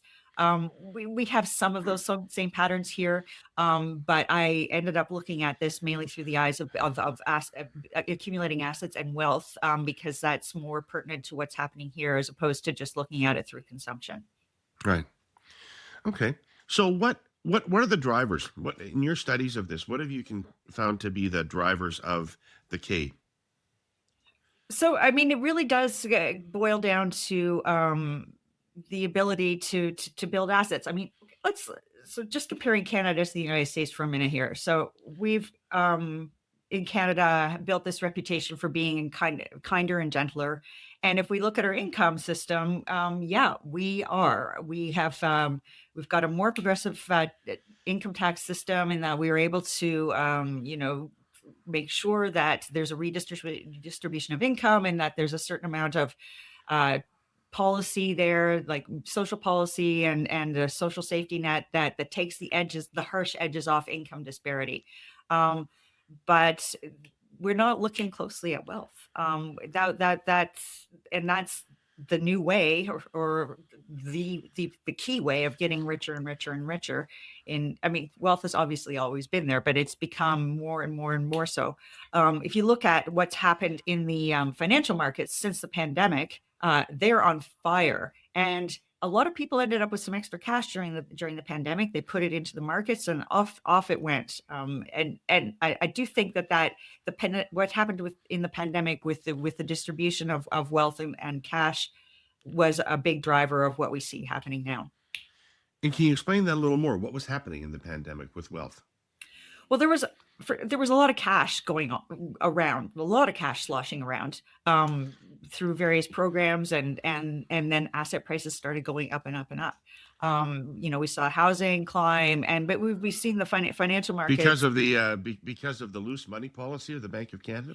You're starting to sound like Pierre Poilievre.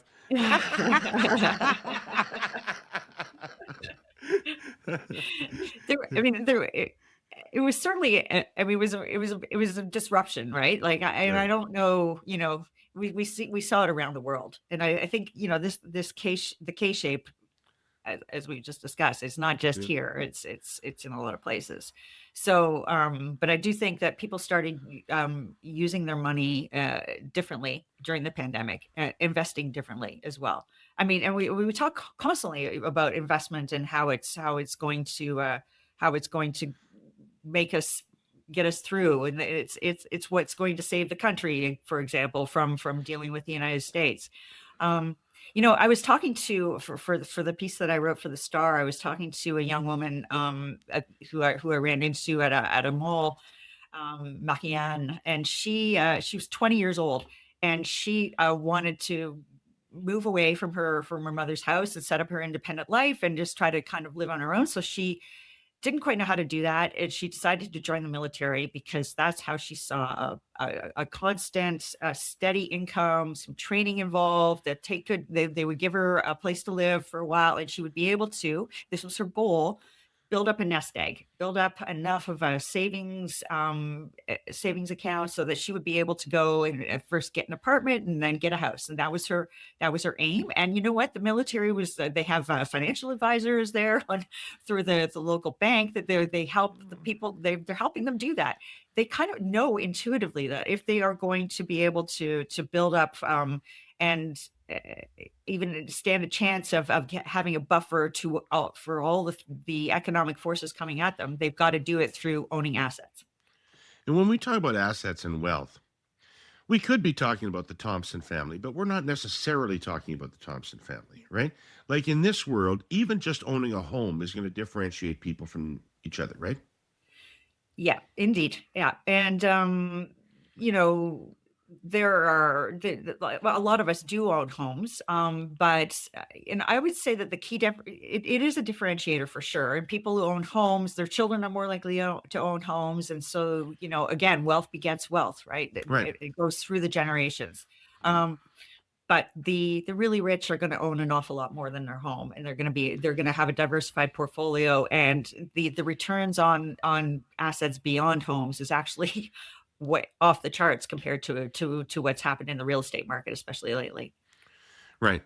Um, Another big social phenomenon that everybody's talking about is the truncated opportunities for young people in society, Mhm. and the general unhappiness of young people with their prospects and how things are working. Is there a relationship between these two phenomena? I think so, absolutely. I mean, some of the data I was looking at for this piece looked at anxiety levels among people according to how much they make, and low income, which and typically if you're at the beginning of your career, obviously you're making not very much money. Right. They are hugely anxious about how they're going to get ahead, how they're going to plot their career, and they're also taking on debt too. So they're very anxious about how they're going to pay down, make their monthly payments. And so, every indicator on that front really has the the lower ends of the income scale very, very concerned about their everyday lives. And so, yeah, I think that contributes to the general malaise that young people have, not to mention, the high unemployment rates among young people. Right. Right.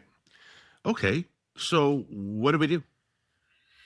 Yeah, that's a big question. I think we start by understanding a lot more about the questions you're asking here about, how do you what's different about wealth accumulation now compared to say 10 years ago? Who's doing it? How do we measure this? And I don't want to just that's a typical answer, like let's keep measuring and what measures gets There. action and so forth. But we've spent an awful long time looking at how our society evolves through the eyes of income, and I do think we need to put a wealth lens on all of that so that we understand who's got it, where they're putting it.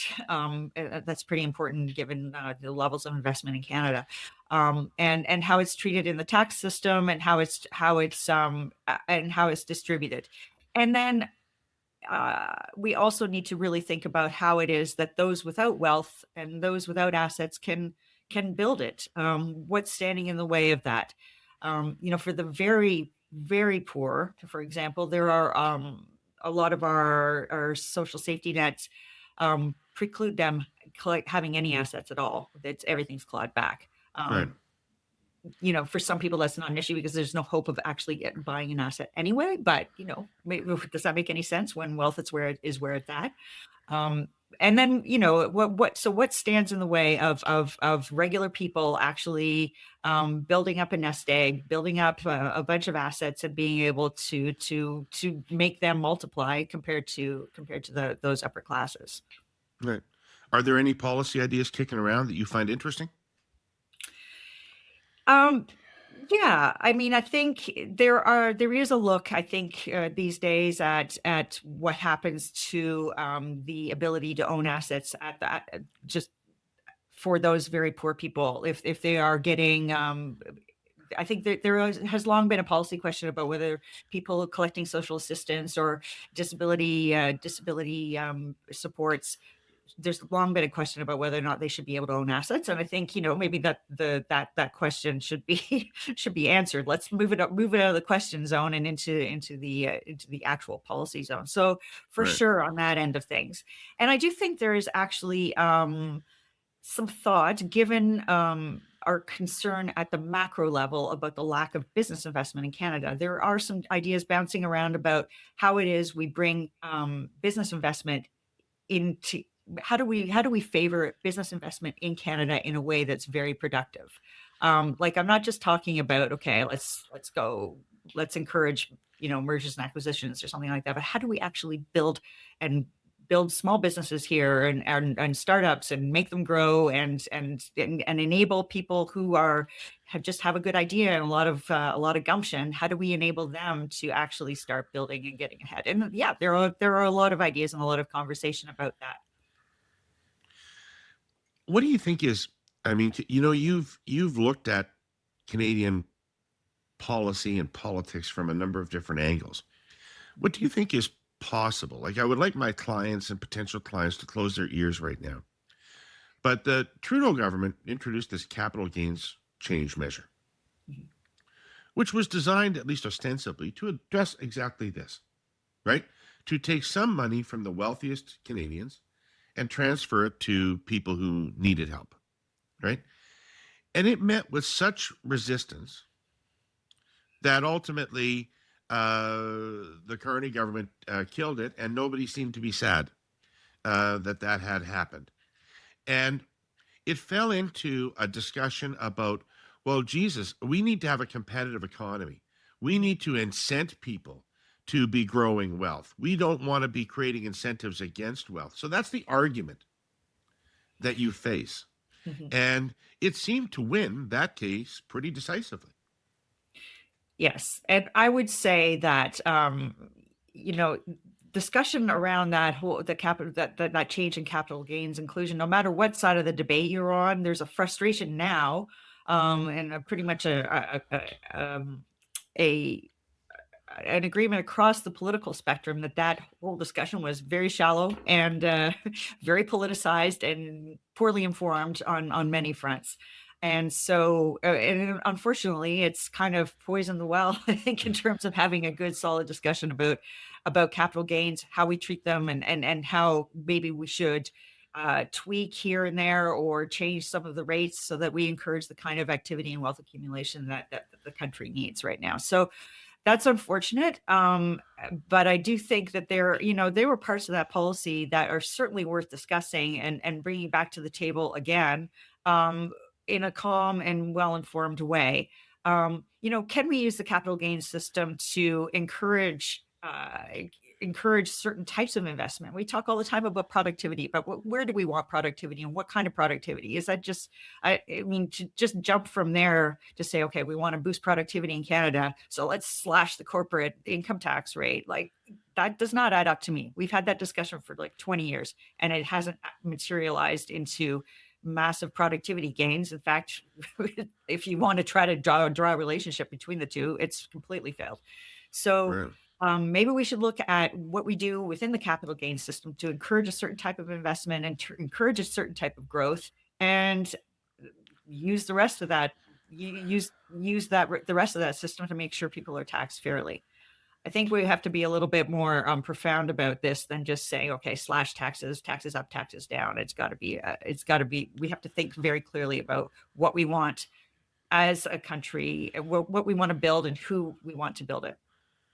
So here's a question that will drive my boomer friends crazy. But do you think when residential homes were made exempt from capital gains tax, that people were envisioning multi-million-dollar capital gains on those properties? I doubt it. But right. Does that mean it might be reasonable to limit the tax free status of those homes? So yeah, there's an idea that's floating out there about that. That at a certain point, maybe we should consider, at a certain level of price, limiting the capital gains exemption and clawing it back.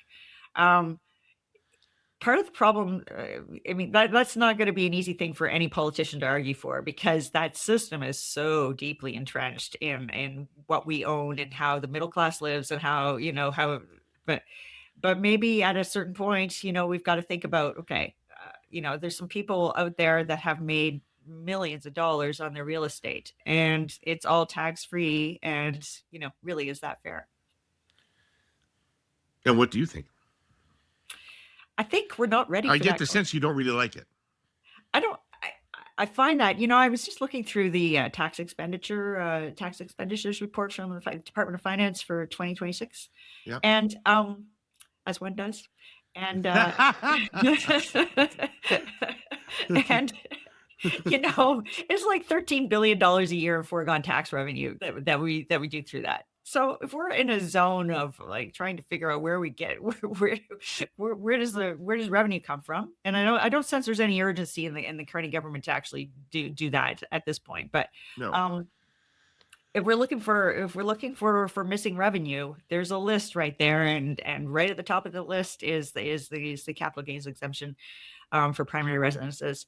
But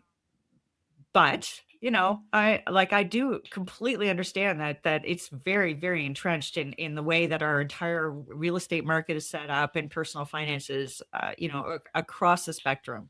So I think it would take a lot, like to be realistic about it. It would take it would take some bold politicians. It would take a long discussion about how it is we want to treat assets. And again, that comes back to we have not had that national conversation about asset accumulation and what's happening there at all.